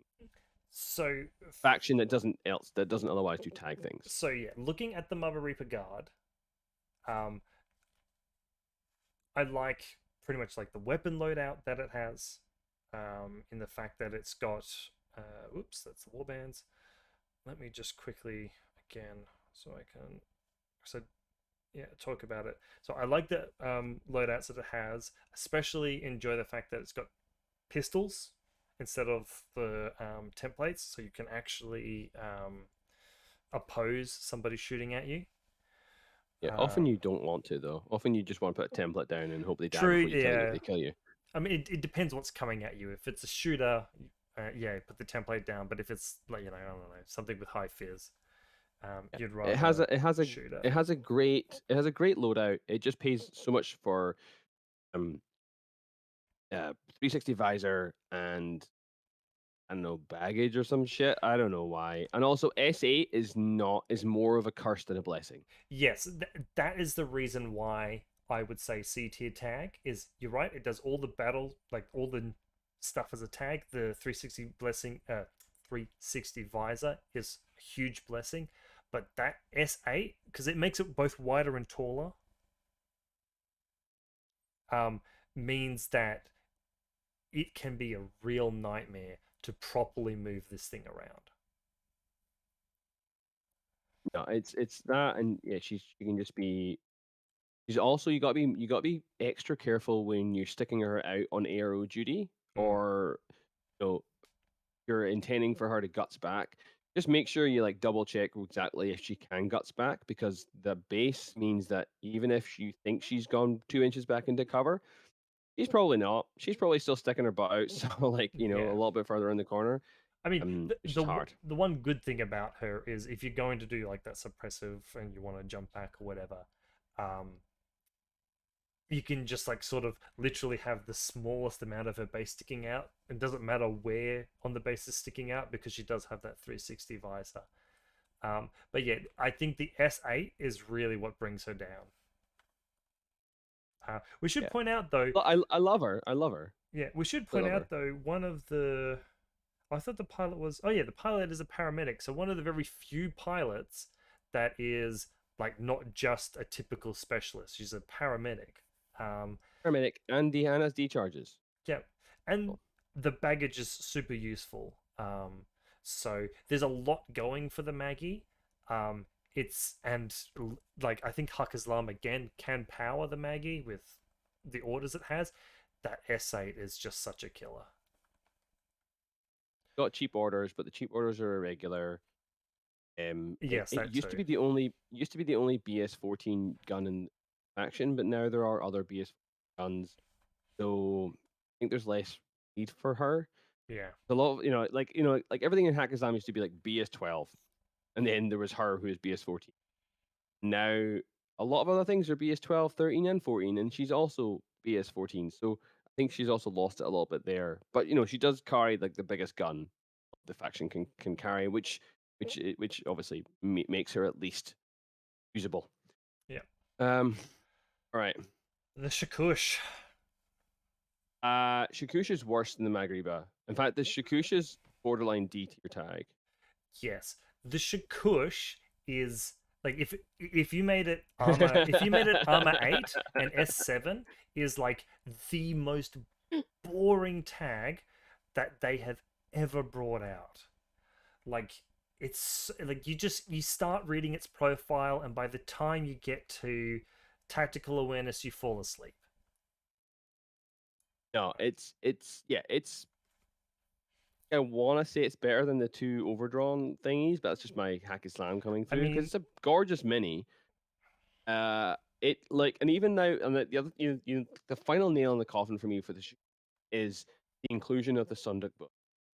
Because the Sunduk book just kind of does what you want the Shikushi, but it does it better. I don't even know what you want. Like the Shakush is just a BS14 thing. Yeah, Right? like I the mean, HMG is like you don't really need the HMG. The AP Spitfire has you've got the Sunduk book, you've got the Asawira, to do that duty instead. So what is it trying to do? The HMG is fine. Like having a 58 point AP, sorry, AP, 58 point HMG. It's fine, I guess. it just has nothing going for it. It's the fact that the reason it's not a D tier tag is because it's cheap. It's cheap, and like I've tried fitting into my Rama lists, but every time I fit it into my Rama list, I'd like this is how bad it is. Look at it and go, maybe I'll just take Tariq instead. like Probably.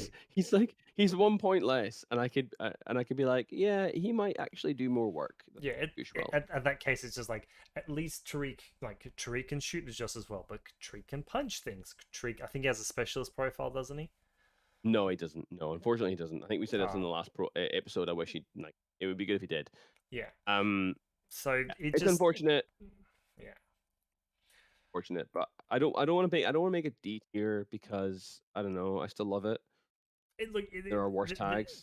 The fact is it'll be the lowest C tier, but the fact is again D tier is for where like it essentially makes your list worse to take it, and the Shakush doesn't do that. Like it's still essentially you could think of it as a BS14 heavy infantry, and if you think of it that way, it's fine. BS14 is great on heavy infantry. Mm. It's just yeah, it's like I said, it's a snooze fest to read its profile. The Patreon chat is blowing up. It's calling for blood. They're calling for the Shikush to go like into D, which I just can't bring myself to put in the same pool as the Gorgos and whatever else is going to Guys, go I'm in trying there. to So maintain a friendship with the Hackers player, okay? okay, all right. Let's What see, have we what did got I have next? on my.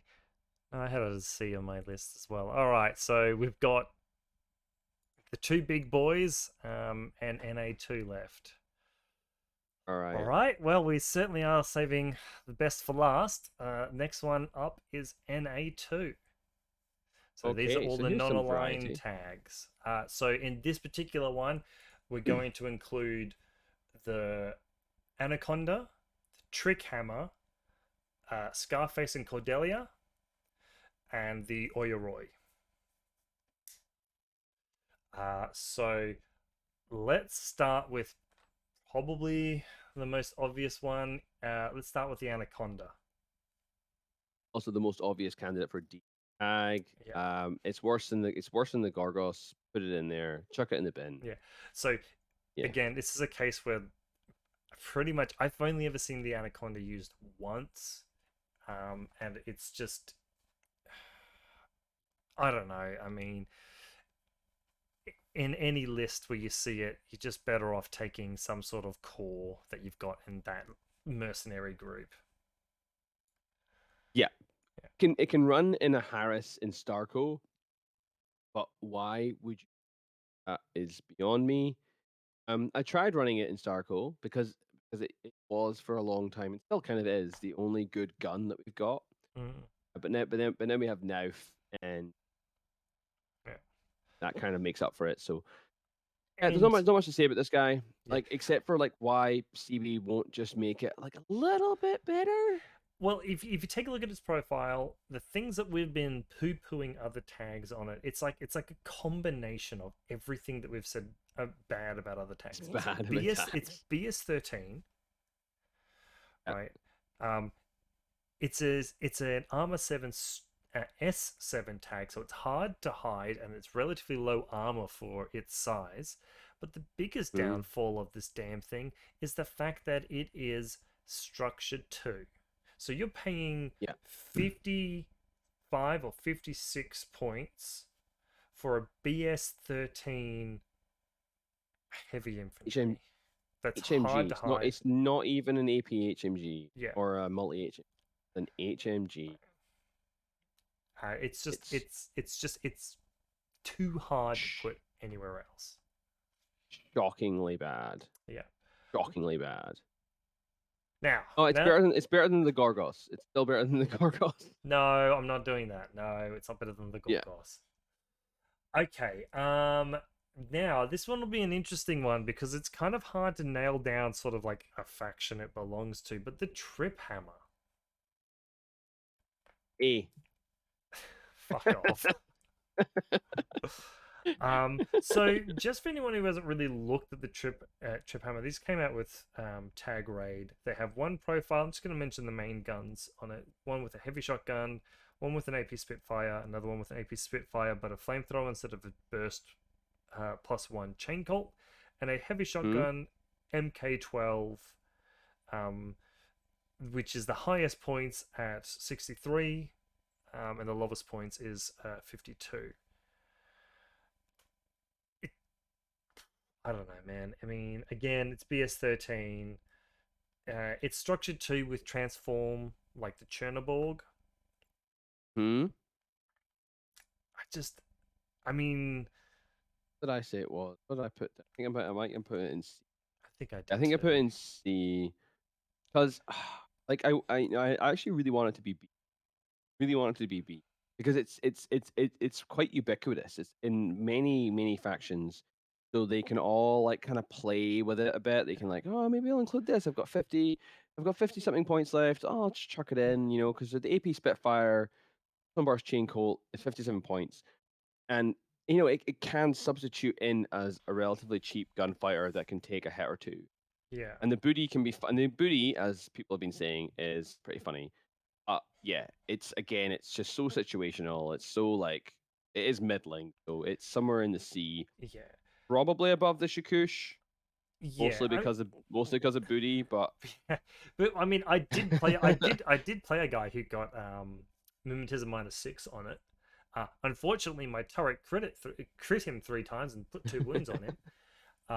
But yeah, it's the issue with the Trip Hammer is that it's available in most vanilla factions, but if you're playing a vanilla faction, you're probably going to want to take the tag that's in that faction.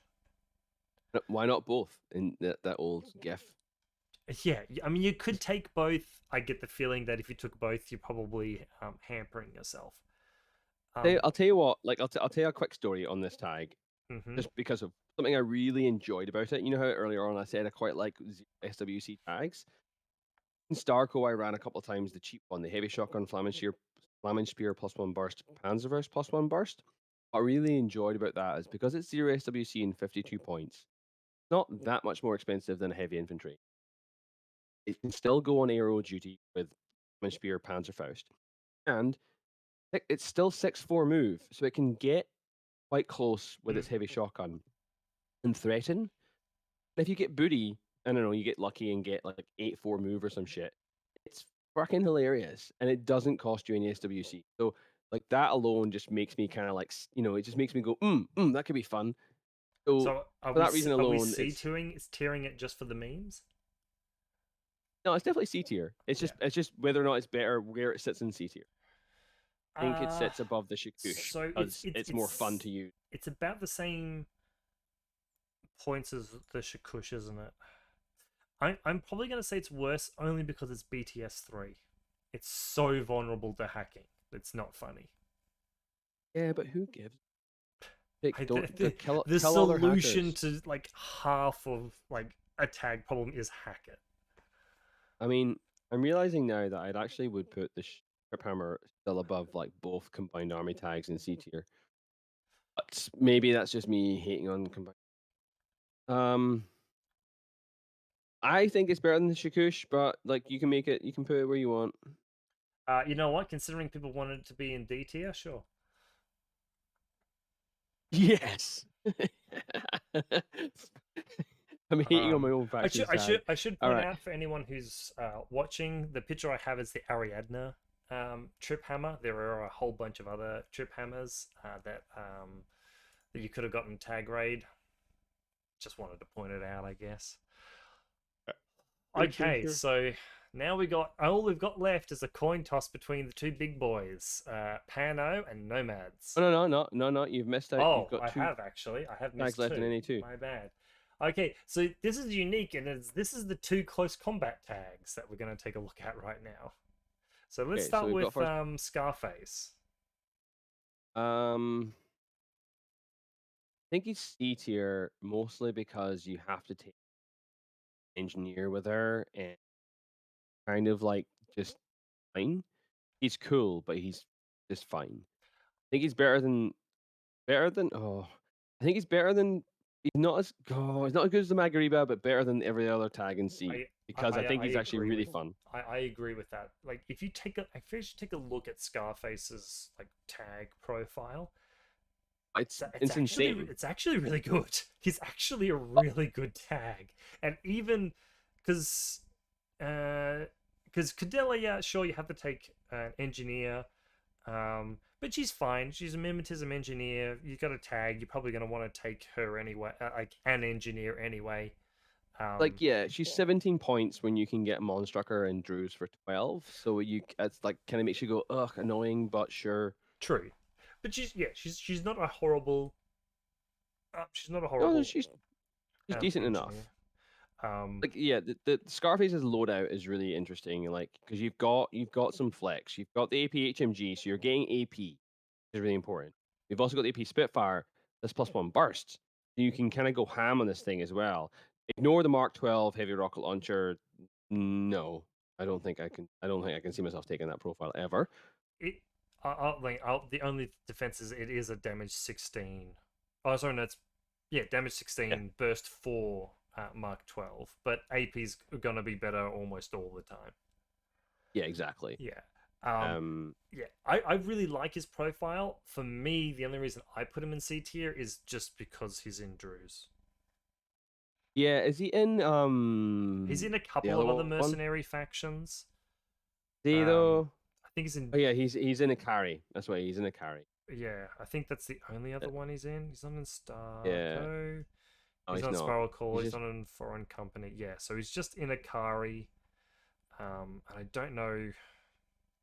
Just quickly taking a look at like supporting no. him. Yeah, and I think Yeah, Zephyr not makes a good point really. as well. Is that Cordelia also has to be in the same group as Scarface.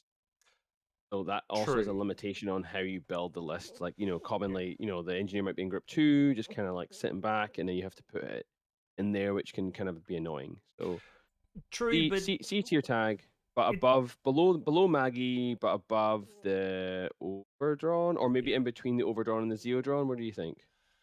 Um. Better than the overdrawn, or not as good as the overdrawn? Well, here's the thing. Would you value an AP Spitfire more than the Burst plus one, or the HRS plasma rifle, or the Okay, HRMC? here's how I put it. In Yeah. the factions that Scarface is available in, I would Mm, see him more often than drawn in the factions that's available. So I think for that reason, yep. it's better purely because of the faction that it's in, the factions that it's in. Should also point out that part of the advantage of having a pilot is that if the tag itself goes unconscious, you can still pull the pilot out. Hmm? Well, it keeps the point. Scarface is It keeps the points alive, and Scarface is an okay profile. no, it's a pretty good profile as a pilot. Being boarding shotgun with BS attack plus one damage, berserk, C attack minus. He's a specialist Grenades. with grenades. Like you're never going to rely on him, but he's Yeah. certainly not a bad option. Yeah. Cool. Um, and then a And last one, and I've been excited to talk about this one, just because I know what we both think. The Oyuroi. So this is all the right, JSA's only tag. where did I put the? Oh yeah, oh yeah. I put. Oh, okay, interesting. I must have been drunk last night. It's definitely an A Yeah, your tag. it's certainly an A tier tag. And the reason, because we had a bit of a discussion about this prior to this, is part of the reason that it's such a good tag is because it's the only tag with stealth. Yeah. Which It means is the that only tag with stealth. if you need to get through some sort of hacking net or past a hacker, this thing can do it because it can just walk. It doesn't matter. You can just go straight past it. Um, Yeah. you know, It has some it has some disadvantages, right? It is an armor 7 tag, not an armor 8 tag. yeah, Only has an AP HMG, not a multi HMG, which is like not that big a deal. yeah. Because Um, if you're doing tag on tag fights, you're going to be using AP yeah. anyway. The thing that puts it down for me, and like as you'll see if you're watching the stream, Mm, every other A tier tag is a Remprez tag. So this is the first non-Remprez tag that's gonna make the A. In itself has to have a really good reason for it, and mm, I think the reason for what you've already described is it has stealth. yeah. It's Um, also the only really good tag in the game. Like it will fuck you up if you try to run into close combat with it. yeah. Uh, yeah, partly because of like martial arts and all that, partly because of its CC, and but mostly because of the fact that unlike other CC tags that have a DA close combat weapon, this boy's gone all out and has grabbed himself an explosive close combat weapon. Um, and I've noticed that a couple of CC tags, their fizz is only fizz 14. With like I think like Agamemnon is only fizz 14. Oh well, Um, that's not common though. Like the Marut and everything, every other big tag is 17 usually. Yeah, that's what I'm saying. Like this is a CC tag with like a high Oh, I fizz. see. An actual CC tag with the high fizz. Right. Okay. Yeah. So instead of doing damage 14 or stuff, this is a damage 18 explosive close combat weapon. That combined with crazy koalas, again, heavy flamethrower means that it's got that in close defense. Means that it's just a great tag. Um, It is a bit disadvantaged, not disadvantaged, but like it's mm, sad that it is only in one one sectoral. Like it's like it's not even in one army. It's in one sectoral. So you've got to be playing a specific army to really can see it. Which in itself has its own advantages, right? Because you forget that it's got stealth and it has crazy mm, koalas and it can be your lieutenant. Um, whether in a faction with really good with really easy access to chain of command. So Yeah, that Yeah. just makes it great. And for 75 points, it's so cheap. Well, not cheap. Is it is the exactly the price you expect to pay for it. Yeah, exactly. Yeah, it's just that stealth just elevates it so much, right? And you can take two of them if you want. Yeah, and yeah, and if you're thinking like, oh, what about the active turn?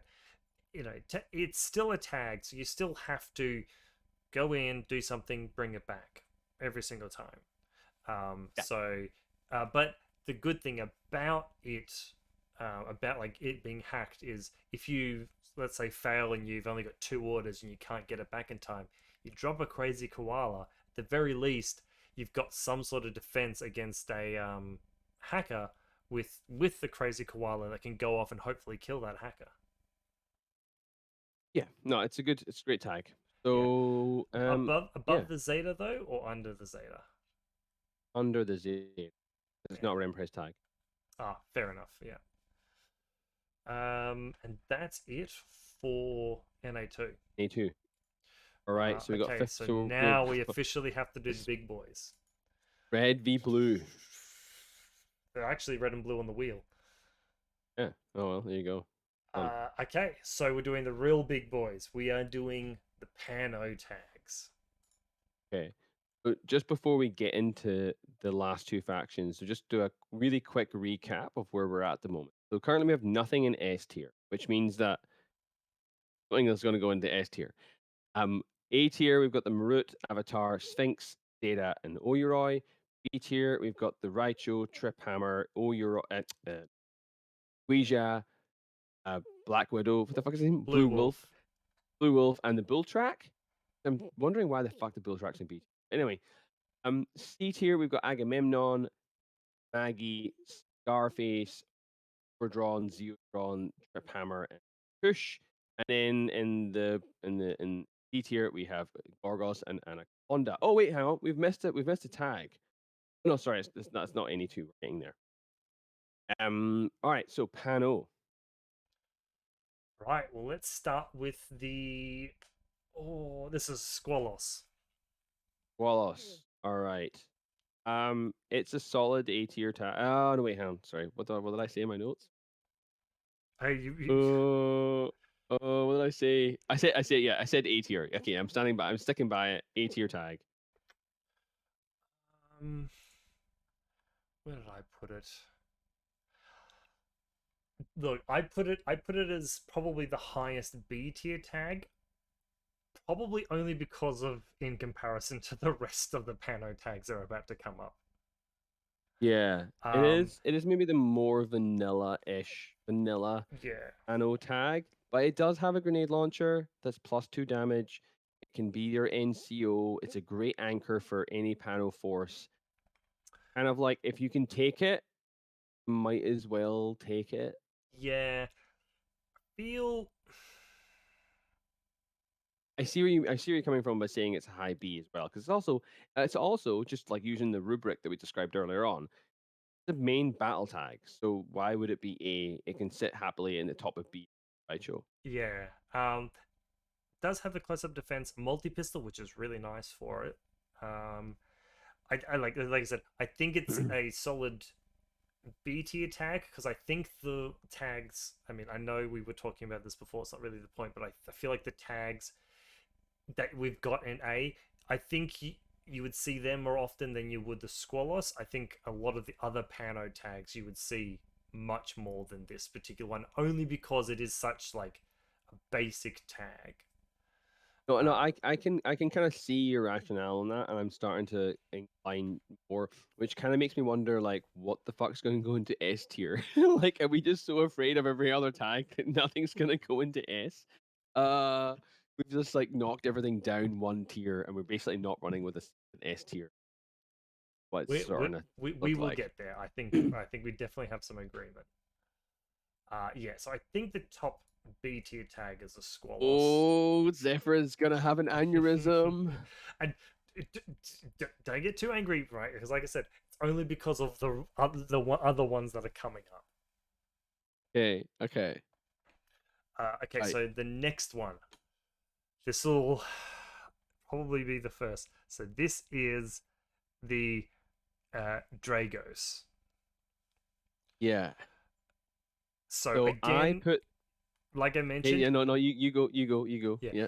sorry, like I mentioned, hypermagnetic rapid cannon. So very difficult for me to put it anything lower than B. Hy- yeah.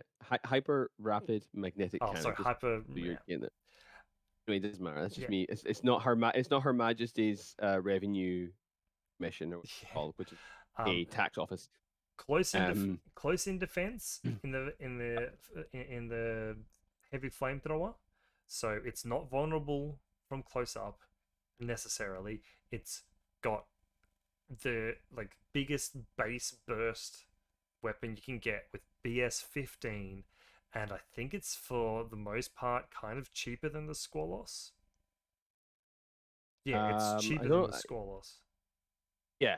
Look, Yeah, I mean, let's cut to the chase. This is an S tier tag, absolutely. which makes me kind of like, just for posterity, right?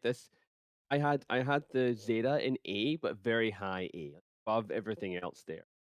I did have the Dragos in S because of Pano, right? It's BS-15, cheaper than the Zeta, but also it's just has Pano around it that just do just do guns and so many more and interesting, more better, so in just better ways than O12 can. So I think the Dragos, even though it's very similar to the Zeta, Yeah, and you can argue the Zeta is better than the Dragos, but I think Dragos is just a OG HRMC tag, and it's dope. yeah. And that BS-15 might not sound a lot, like especially because we're doing a tag tier list where like you're comparing them all together, but that BS-15 means like against most other things, it's just gonna outgun them with burst 5. And it's always AP and it's always shock. AP shock, right? Yeah, AP or Shock. AP or shock. Um, Same as an multi HMG, but just a better range first. and I've seen this. I don't know about you, but I've seen this tag plenty. Yeah. Yeah, no, absolutely. If ever I'm playing Pano, especially when I'm playing Shock Army, that tag is just fucking always there. And it's always like, oh God, can't even outrange it. Like I can't even do my like flash pulse bot trick because this thing will just be like, cool, I'll just get zero range band. I'm like, all right, yeah, fair enough. Um, fuck. So yeah, no, it's an excellent tag, S tier tag, absolutely. Yeah. Mm. So, oh, what? Whatever.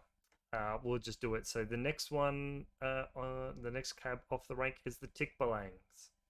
Yeah, so this is just because of the way that we've randomly put them together, but surprise, surprise, it's another S tier tag. Yeah. So I mean, we're probably gonna have to a fight in a couple of tags, but the this is 68 points for a mimetism BS-15 tag with a marker state, which means you've got like you're compensating for Pano's low whip does it by does being it able to doesn't have hide. marker state. Oh, Doesn't have marker state. sorry, yeah, sorry, but yeah, it's still mimetism -3, heavy machine gun, heavy flamethrower, so it's protected up front, and it's such a cheap tag, right? Climbing Yeah. plus, which I do value in this particular tag because it's S6, so it's a lot Yes. easier to find a spot on a rooftop where it can actually like hide and gain cover. While as with the Zeta, I would have put the Zeta probably higher if it wasn't for the fact that that climbing plus doesn't help it as much as you might think. Especially because when you climb, suddenly you're sticking out and you may not be able to do it. Yeah, and I think it's important to mention as well for the Tech Blang that there are two different versions of the Tech Blang. So there is the Shock Army one, which is the one that shares it with the Dragos, and we have the ESA version for military orders. Now, I've played against a lot of military orders in the last couple of years, probably because they got the new box and the update. But it's very rare I play military orders that someone isn't running on test Tech Blang. And basically, what that thing gets over the OG Tick Blang is an APHMG. And the fact that it's AP HMG just makes it head and shoulders above the on Shock Army one. Yeah. Shock Army one gets mines, I think, with mine layer It's got or the mines, shock. whatever. Well, It gets this one I'm looking for in the plain one has shock mines. mines, right? Which is fine, but not why you don't really care. The Zephyr's mentioning the Montesa tech also has religious, which is a really good point. It does make it a little bit like it won't always be able to guts away because it is only whip 12. Thanks, Pano. But I think that's fine usually because in the act, because you only really care about that in the reactive phase, and this thing is not going to be sticking its arse out in the reactive phase. Which one has the other tick belang? Military orders. Ammo, you get 1.5 SWC and 668 Oh yeah, points. okay, sorry, yeah, I see that, yeah. Or you can pay for the regular one in Shock Army and I guess regular Pano. Yeah. Which is the same points, but you get shock mines and don't get religious, which is a downgrade. Like the religious is a downgrade over the basic version, but it balances out because you get the AP on the HMG. Yeah, no, as soon as you give the AP the HMG, you don't even have to consider the fact that it doesn't have the multi HMG. Because shock's nice, sure, but AP technically means that you do more damage. So, Mm-hmm. It's a great tag. And also in a faction like military orders, which surprisingly bereft of AP weapons. Yeah. You know, like you think it's like, oh, big chunky knights cutting around with big guns. You're like, well, actually, no. We have Spitfires and HMGs, and we've got one guy with a multi-marksman rifle. That's kind of it. And then you're like, oh, Montesa. Montesa Tikbalang does that for you. Yeah. Why he's so and I would put I don't know. You put it above or below the drip.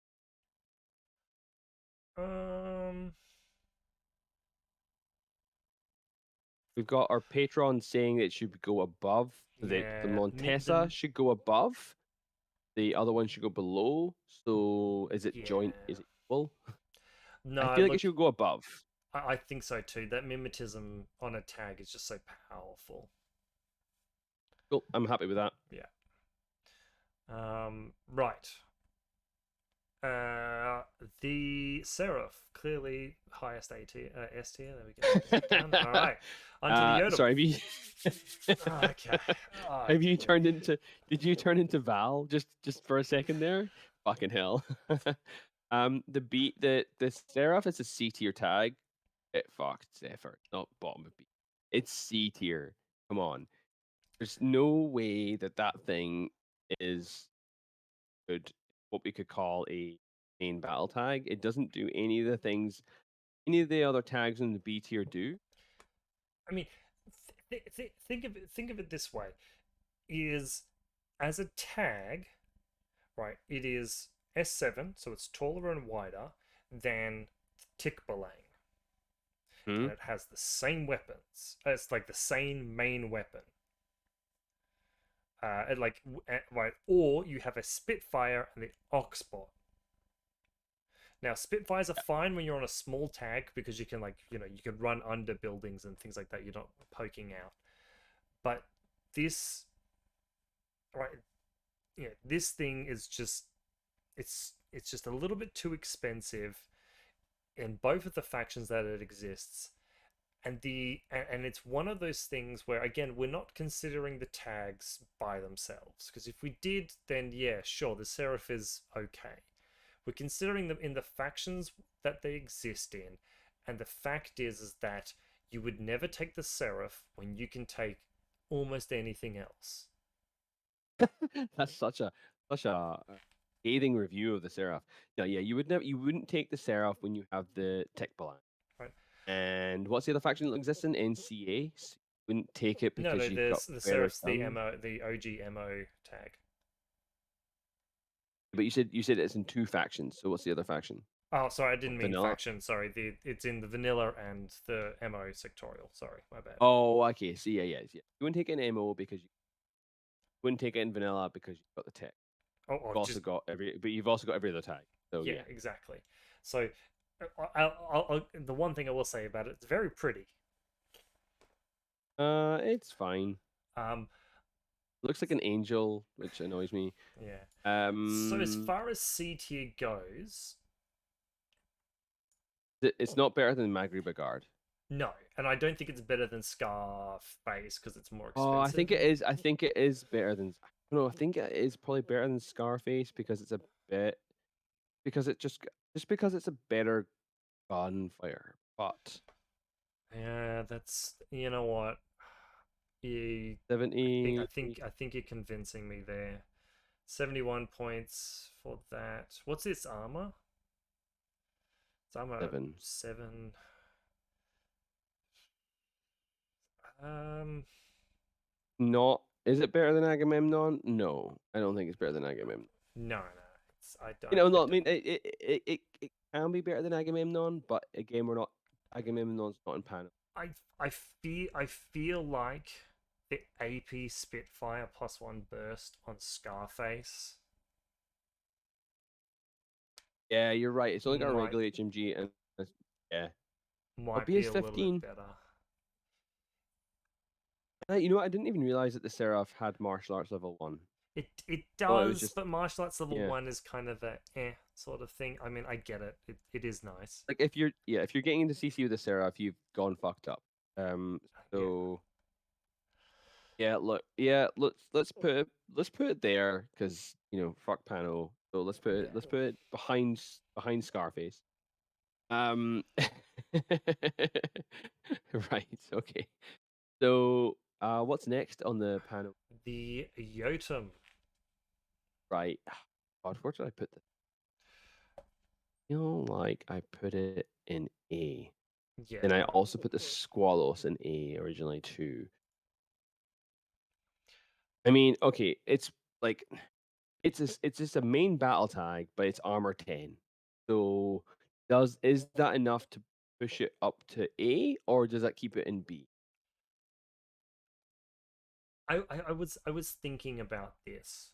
And yeah, I was thinking like if you take a look at I think yeah, if you take a look at the Dragos, you take a look at the what was the other one, the Squalos, both of Hmm. them are armor 8, and I'm just trying to think, is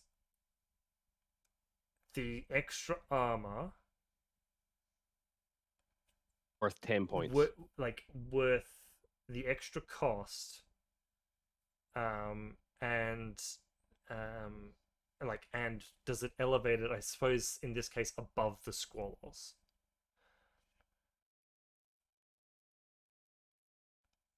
And the I answer I don't think. Sorry, Anna, go for it. I was gonna say the answer I come up with is I don't know. Okay, well that's inconclusive. I would say is it better than the Squalos? I think the fact that it has no NCO profile, and like the +2 damage grenade launcher is really useful, especially for like lobbing Yeah, grenades over. I think true. it's B, and I think it's like I would even almost be tempted to put it underneath the Raicho. No, definitely not. But like I said, Oh I'm in two no, minds it's about not it. as good as the Squalos. Not as good as the Squalos. I No. put it behind the Squalos. Therefore, it's like as a panel player, it should be behind the Squalos. So I'm kind of like siding with you now, Jacob. Going well, yeah, put it behind the Raichu. No, think I think below. He's like, no. Yeah, I put it below the Squalos. just feel like the Raicho would show up more than the Yotum. But yeah, but uh, right, it's a Rempress tag, which makes it better than the Raichu. Fine. Just Yep. That's it. off that. You're done. Remprez. Got it. It's 87. It is 87 points. Uh, okay, fine. That's fine. Nah, let's keep it there. Let's keep. All right. Okay. Let's You move know to a what? spike. Here's one thing that elevates it above a lot of other tags. Is that it is Gizmo Kit Fizz 13. A lot of tags are Gizmo Kit Fizz 11. No, I think you're thinking Dodge. Dodge 11. No, take a look. It is Gizmo Kit Fizz 13. Yeah, no, it is, but there's a lot of other tags that are also Gizmo Kit. There Right. are. It's like more prevalent than other things, but it's not all of them. Some of them are Fizz 11 Gizmo Kit. Right. I think Zephyr's saying it's because every Rem Press tag is Fizz 13. Is Gizmo Kit 13. Oh well, there you That's go. probably because of the remote presence. Fuck remote presence. I hate that rule. Okay, As so as a Hack Islam player, I hate that rule. next one up is the Ulans. Oh God. I'm glad we So got Zephyr in the chat because he's gonna have. Oh, he's saying bottom of A. That's higher than I thought he was gonna put it after the shit he heaped on it. I was gonna put it somewhere in the middle of B. yeah, look, again, camouflage is nice.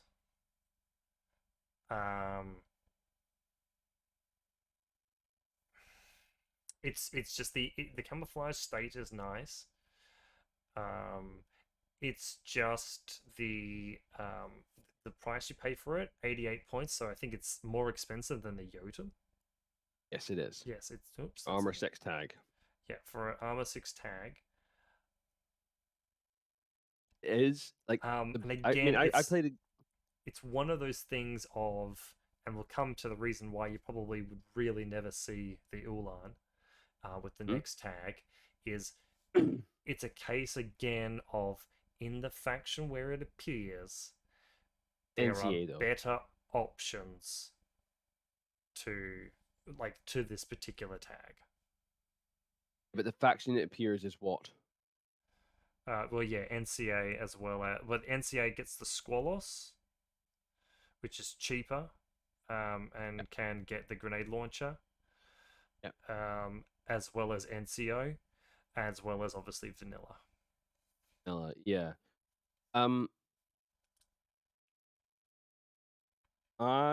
Because of the cost and the fact because of the cost and the fact that it is armor 6 makes me want to put it in B. Where it goes. Where did I put it? I put it. A little test run. I had it in. Where the fuck did I put it? I put it in the middle of B.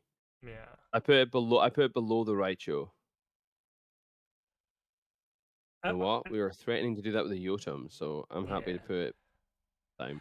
And we should also point out, like, it also has kind of, like, depending on how you look at it, a superfluous weapon.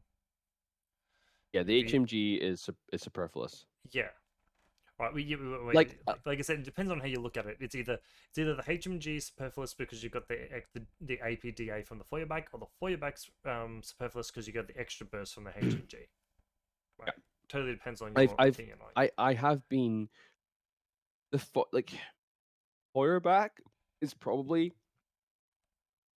top 3 best weapons in the game. And when you get hit by a +1 burst, one of it, a BS-15 platform, it hurts. It deletes almost anything it touches.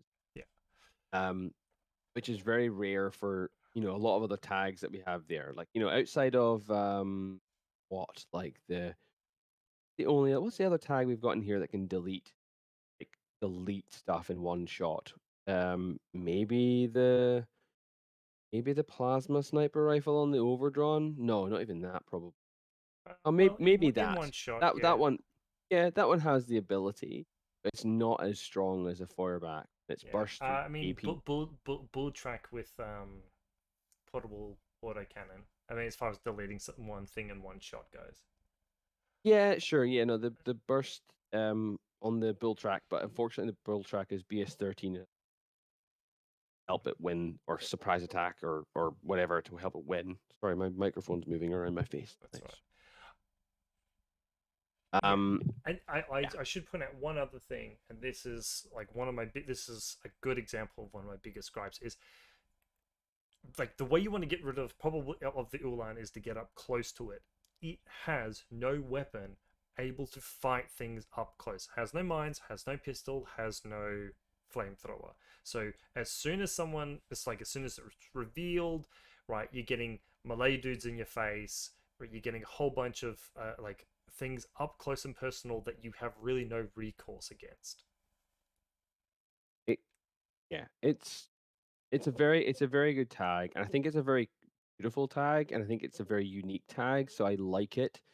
You just never see it, and the reason why I never see it, well, it's probably because not many people in CA. Then when you're playing vanilla Pano, you're seeing the Squalos instead. So, and you can't buy bolts, is what Ash is saying, which I agree. So, Zephyr does point out that the fact that Ulan has a 23% chance to one shot a BS14 tag, um, according to Dice Calculator, which is just a reflection of how strong that player back is inactive. But anyway, we digress. It's sitting below the Yotum. We agree, Yeah. just because it's like, or is it better than the Yotum? Can someone help us in the chat? Like, just tell us. Anyone but Zephyr. Yeah, you know what it is. So like for one extra point, you're losing a multi HMG. You're losing, I Okay. think, a flamethrower Okay, no, as well. we've got 3 people in the chat saying it's worse than the Yotum, so put it in between the Raichu and the Yotum. Yeah, fine. 4 people saying that, so okay, Yeah, put it there. Done. Happy. All I right, think so too. next one. All right, Okay, we're gonna so have to now we fight have. the Right, color. let's fight. Let's fight the cutter. Um, Let me it just. is not. It is not top of A. It is not as good as. It's not better than. You've really fucked up A, haven't you? Like I just. I think it's better than the Sphinx. I Yeah, also don't think it's better than the Zeta, and the Zeta is below the Sphinx. So, uh, there you go. It's in between the Sphinx and the Avatar. yeah. Actually, I thought we'd have a fight about it more, but actually, I just looked at it again, and again, no close-up defense. I think it's an excellent tag. I think again, it's one of those. It's one of the thing I have. It's really expensive, and it doesn't give the bonus of like the Marut with the extra orders, the MSV, and all that sort Yeah. of thing. My only gripe with putting it, I mean, to be honest, the only reason I would argue to put it above the Avatar at the very least is the amount that I see a cutter. Is that What have you been playing the game in the last 3 years? How many times have you seen the cutter versus the Avatar in the last? I haven't seen the cutter probably in the last 3 years. Sorry, the Avatar in the last 3 years. I definitely have seen the cutter at least Oh, okay. once. You. Oh, yeah. I guess you weren't at Novacore 2019, or sorry, Oh, 2022, whatever it Oh, was. you're Last right. week. There were avatars all over that competition, wasn't there? Well, yeah, I mean, there was at least 2 that did really well. But um, it's funny. We're saying we were gonna have a fight about this, but the fight's happening in the chat. So and everyone's piling on per Zephyr. So I think we're just gonna go with mob rules in this one. I reckon the best quote here is "Cutter is a basic bitch in fancy clothes." So I reckon put that in below the Avatar, but above the Sphinx, because it does it does mimetism -6 in camo, but at least it does it in the tag way. Yes. Come out, I shoot everything that's standing up, and then I go back into camo, and you. Yeah, and you can 5-brain it if you really want. Have it in like a really high ARO sort of area and hidden deploy your lieutenant. Oh man, I need to screenshot this. Yeah, yeah. Yeah, I mean, look,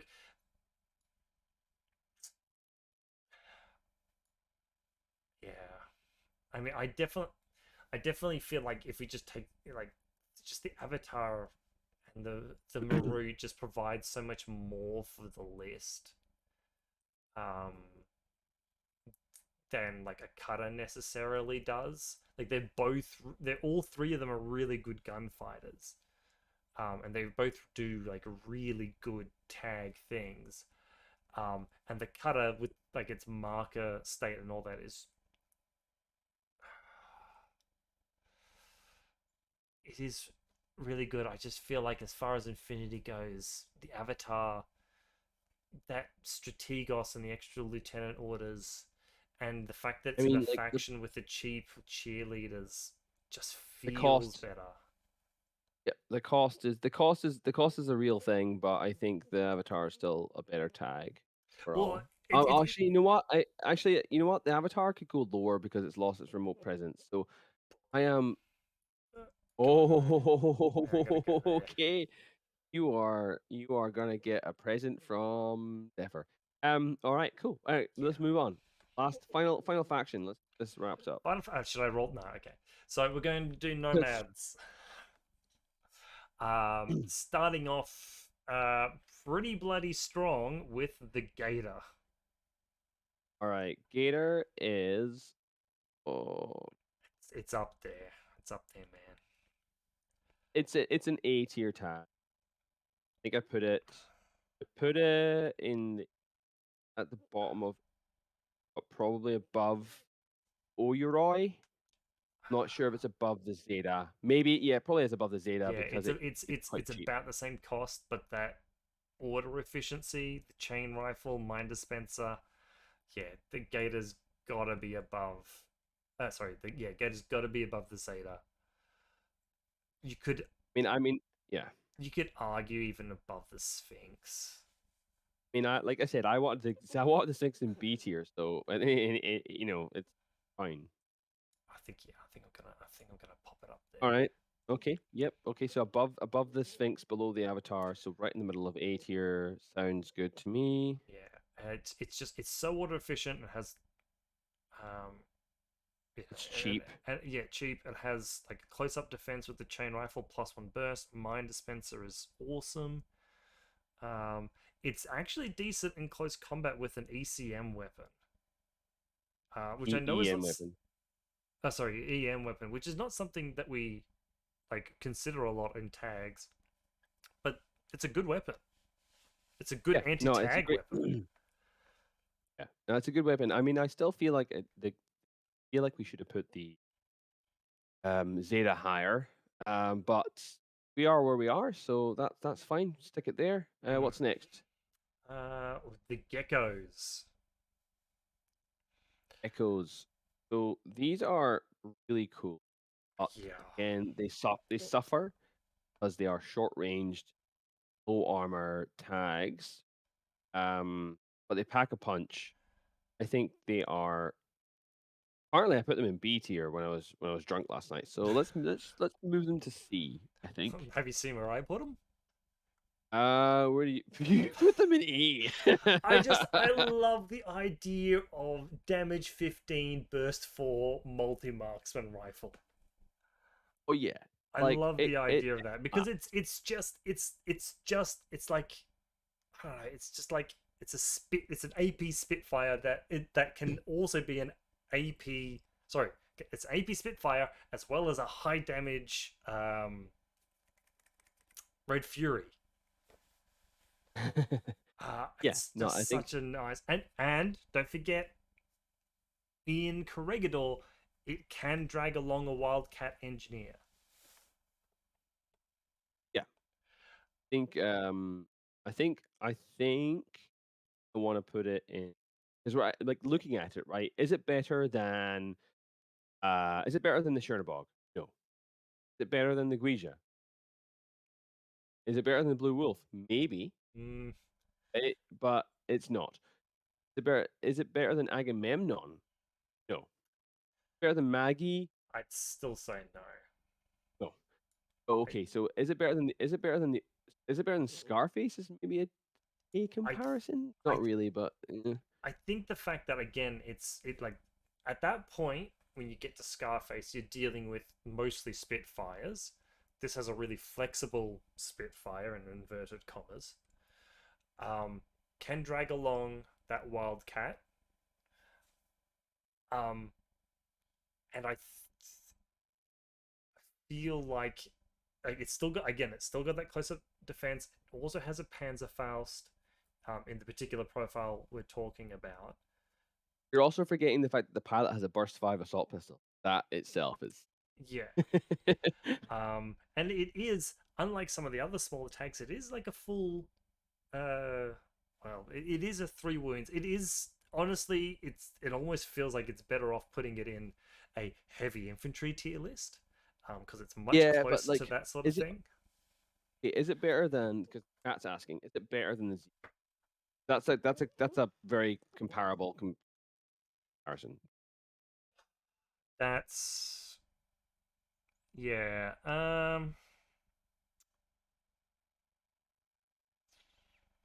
mean, the only thing the Zeodron's bringing to the table more so than the Geckos is, I guess, maybe the Harris. They both bring Harrises. Yeah, well, yeah, it's just super jump, really. Oh, what's the speed So on them? Yeah, 6'2". yeah, 6'2" the geckos. But where I think the geckos do excel is because if you put that in a Harris, you've got a burst 5 multi marksman rifle, whereas the Zeodrons are stuck on a burst 4 Yeah. K1. So, But like, multi marksman is also damage 15, which just kind of makes them hit harder. yeah. So you can think of, like, the Gecko can be the Red Fury Zeodron, as well as the like the multi marksman Zeodron. All right, it can do the role of both of those. It's the same Mm, armor. It's the same armor. It's probably the same fizz, same whip. Um, it does have that chain rifle and a Panzerfaust. I do feel like they are just a little bit better than the Zeodron. but no Remprez. True. You can probably make a cheaper Harris out of them because of what Corrugator can do. You can also just sort of incidentally, you will also more likely see a single gecko in a vanilla nomad list than you ever a Zeozron. So I think like thinking about like not just comparing the two tags because they're different factions. Think about where a gecko might appear in a vanilla nomad list compared to a Zeozron and a vanilla combined. You won't see the latter, you might see the former. Yeah, I think that's a really good point. Is that, like, it- Put them there. Yeah. I would expect to see a gecko in both the sectoral, that it, like, in Corregidor and in vanilla, more than I'll ever see the Zeodron in either of the other ones. Um, I just like them more. yeah, I and just think they're cool. I just think they're neat. they really are. Okay, Okay. next one, Iguana. Top of D, bottom of C. Yeah, the biggest fault of the Iguana is the fact that it's 2 wounds on a big tag. Is it better or worse than the Shikush? Actually, that's I think the lack of wounds puts it, like, at the worse than any other tag. Um, I don't even know. I mean, it's cool the fact that it has that heavy infantry, the heavy infantry. All right, the heavy infantry pilot. That has yeah. the escape system. So if if you do 2 wounds, he does pop out and you lose the tag. That sort of thing. It does have But a repeater on it, which is nice. it It gives it does. a little bit of that But je ne sais quoi. I mean, if you're doing vanilla nomads or you're doing Corregidor, you're not really starving for deployable repeaters. No, but it is another repeater that it just kind of. Yeah. It's 65 points, so it's more expensive than the Shikush. It is worse than the 6-4 move. PS14 still the same. Same hacker -3, which is nice. You know what? No, you're right. It's worse than the Shikush. Put it down in bottom of C. Yeah. I think the only reason I wouldn't put it in D is that you'll see the iguana sometimes. Sometimes. Um, whereas you'll never see the Gorgos, and obviously you'll never see the. I've only ever seen in my entire, like, I've never seen the Gorgos in my entire, like, Infinity playing career, and I have seen the Anaconda once. and that was Seen the someone. iguana a couple of times, but not Yeah, a lot. yeah. Because why else are you? I Because there's mean, other better admittedly, tags. it is a beautiful model though. I really like it. Yeah, I mean, I could revisit this and put this a bit higher, but leave it there for now because it's getting late. Yeah, All right, 4 lizard. tags to go. Here we go. Lizard. It's like similar to the Squalos, but it's not as good as the Squalos. So maybe it's like, is it better than the Raicho? Somewhere in the middle of B. It's cheaper than the Raicho. I just think again, like if you take a look at this tag, it's not going to be seen more than the Gator. And Oh, if you're taking a look at Bakunin, you either weren't ever going to see it because of like Riot Girls and things like that. And when we come to our last tag, I think that the stigma is just more interesting at the moment. It does have a grenade launcher, +2 damage, which is great again for spec firing. yep. I Backfiring is great. I Like if we're probably thinking of Bakunin as well, like it does fit quite well into Bakunin because it can take those orders and have a main battle tag in there. I feel like honestly they like we almost can't make a fair judgment um on the lizard until they bring out the new model and people want to field it again. Mm, I fair enough. I'd probably put it like middle of C. Whoa, that is what the fuck? It's only because of how much I see it though. I mean it is mm, no No. Just think about this, right? uh, In Nomads, it's before the gate. Well, before the Gator, it was the top 2 tag. It was either that or the Sally. Now yes it's the top. Now it's like the top 3 tag in Nomads, which is not saying much to be fair. yeah It's is it better than the Guija? Because it's quite basic in that. Well, not it's basic. You know, it's it's cheaper than the Guija. It doesn't have remote presence, which sucks. I'd probably say I'd probably say the grenade launcher probably means it's more taggy than the Guija. um But I don't know. I honestly think I'm skewed on how much where I should put this tag only because no one fields the damn thing because it's so frick because no one likes the model. yeah, but that's not really yeah, but like it doesn't. All right, put it. Is it better than the Trip? Is it better than the Chernobog in the faction that's in? It's there. Leave it. Put it there. Yeah, I I think think middle so. of B looks good. Looks Yeah. good. Cool. All right, last 2 tags. Here we go. This Salamander. Sally. Oh god, I want to see top of B, bottom of A. Uh, The what's HRMC tag, so it's clearly better than everything else that's got an HMG. Is it better than? It's not better than the Zeta. Is it better than the Oyuroi? No. no, because it doesn't have Yes. the stealth. Yeah. It's But BS14 and not not a, 15. So it's I not a rim tag though. maybe put it. Oops, no, whoops.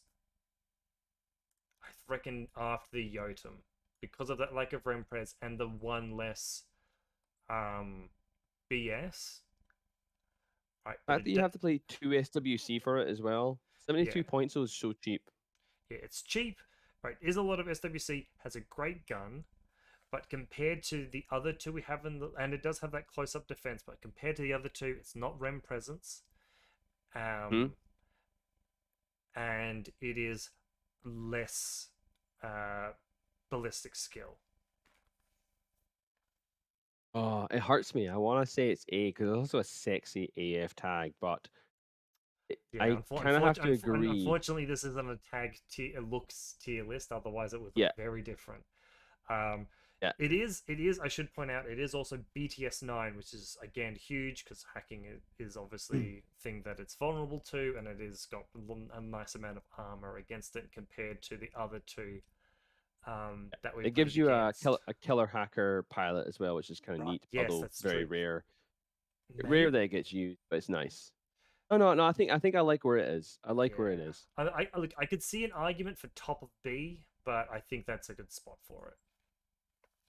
I'm happy there. Yeah. Okay, and Okay, the finally, newest boy slash girl on the block. Look at those hips. look at that head. It doesn't have one. It doesn't have one. All right. So the stigmata, look, it needs more testing. I would say it is D tier tag, maybe below Agamemnon, but above Maggie. My guts, but I'm happy to be corrected on that. I think if you take a look, I think I'd probably put it below Maggie, just for the fact that, Oh, and I think you said it right, is that it looks like a tag, but it just doesn't do tag things. Its weapons are just wrong. Right. It's got a heavy rocket launcher and a flamethrower, +1 burst, which is great. hmm? I did realize though that it has it does have a damage it does have a damage 15 carbonite, which is fucking terrifying. Well, it's fine. It's fine. I think what I said in my testing of my one Yeah. game against it is that it is a specialist. It's a tag that also happens to be a specialist. Yeah. Great. I just It like don't yeah. think it quite does. Like, it's just not quite taggy enough to beat out the Maggie. It's a sometimes food. It's a Yeah, sometimes food, right? If you look exactly. at B, if you look at B, you could go every tag in B. You'd be like, yes, except for the Ulan. I could still think about going that lower, but then you look at C, you're kind of like, oh yeah, I get why you might include that, Mm, but no, it's fine. yeah. You might have a gimmick that you're trying out, and I think the stigmata fits into that perfectly. Yeah, exactly. You're not building a nomad list and then going, and here's my tag. You're going, hey, this is like an army list I'm building around the stigmata because I Yeah. See, want to have see, like a hacker that's a tag or yeah. something. See, at this point, it's sort of like I have an idea, and it involves this tag. Let's see if it works. While as B tier is I put a tag in there. I sort of make my list. It's it either is the star of the show or it's supporting the rest of the list. It works. A is star of the show, army around it, and S is I put it on the table and my opponent partly considers forfeiting.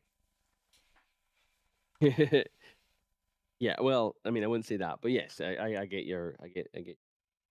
Yeah. Yeah, no, I think it's fine there. I'd almost want to put it above Maggie, but not. But I also agree that Maggie at least is like trying to be a standard tag Hmm. in a crazy world. You know, it's got Agamemnon to the left of it and Stigmata to the Yeah. right of it. But I definitely Yeah. think as far as its usefulness goes, it's more useful than Scarface, Seraph, right? And you'll probably see it more than the Overdrawn, the Geckos, Xehandron, Triphammer, Shakush, and Iguana. Well, I mean, it just does a bit Yeah. more unique stuff, and it does, like as Zephyr says, it supports a list quite well. Yes, and it's If you're planning on making a list like that, I think it yeah, does work. it's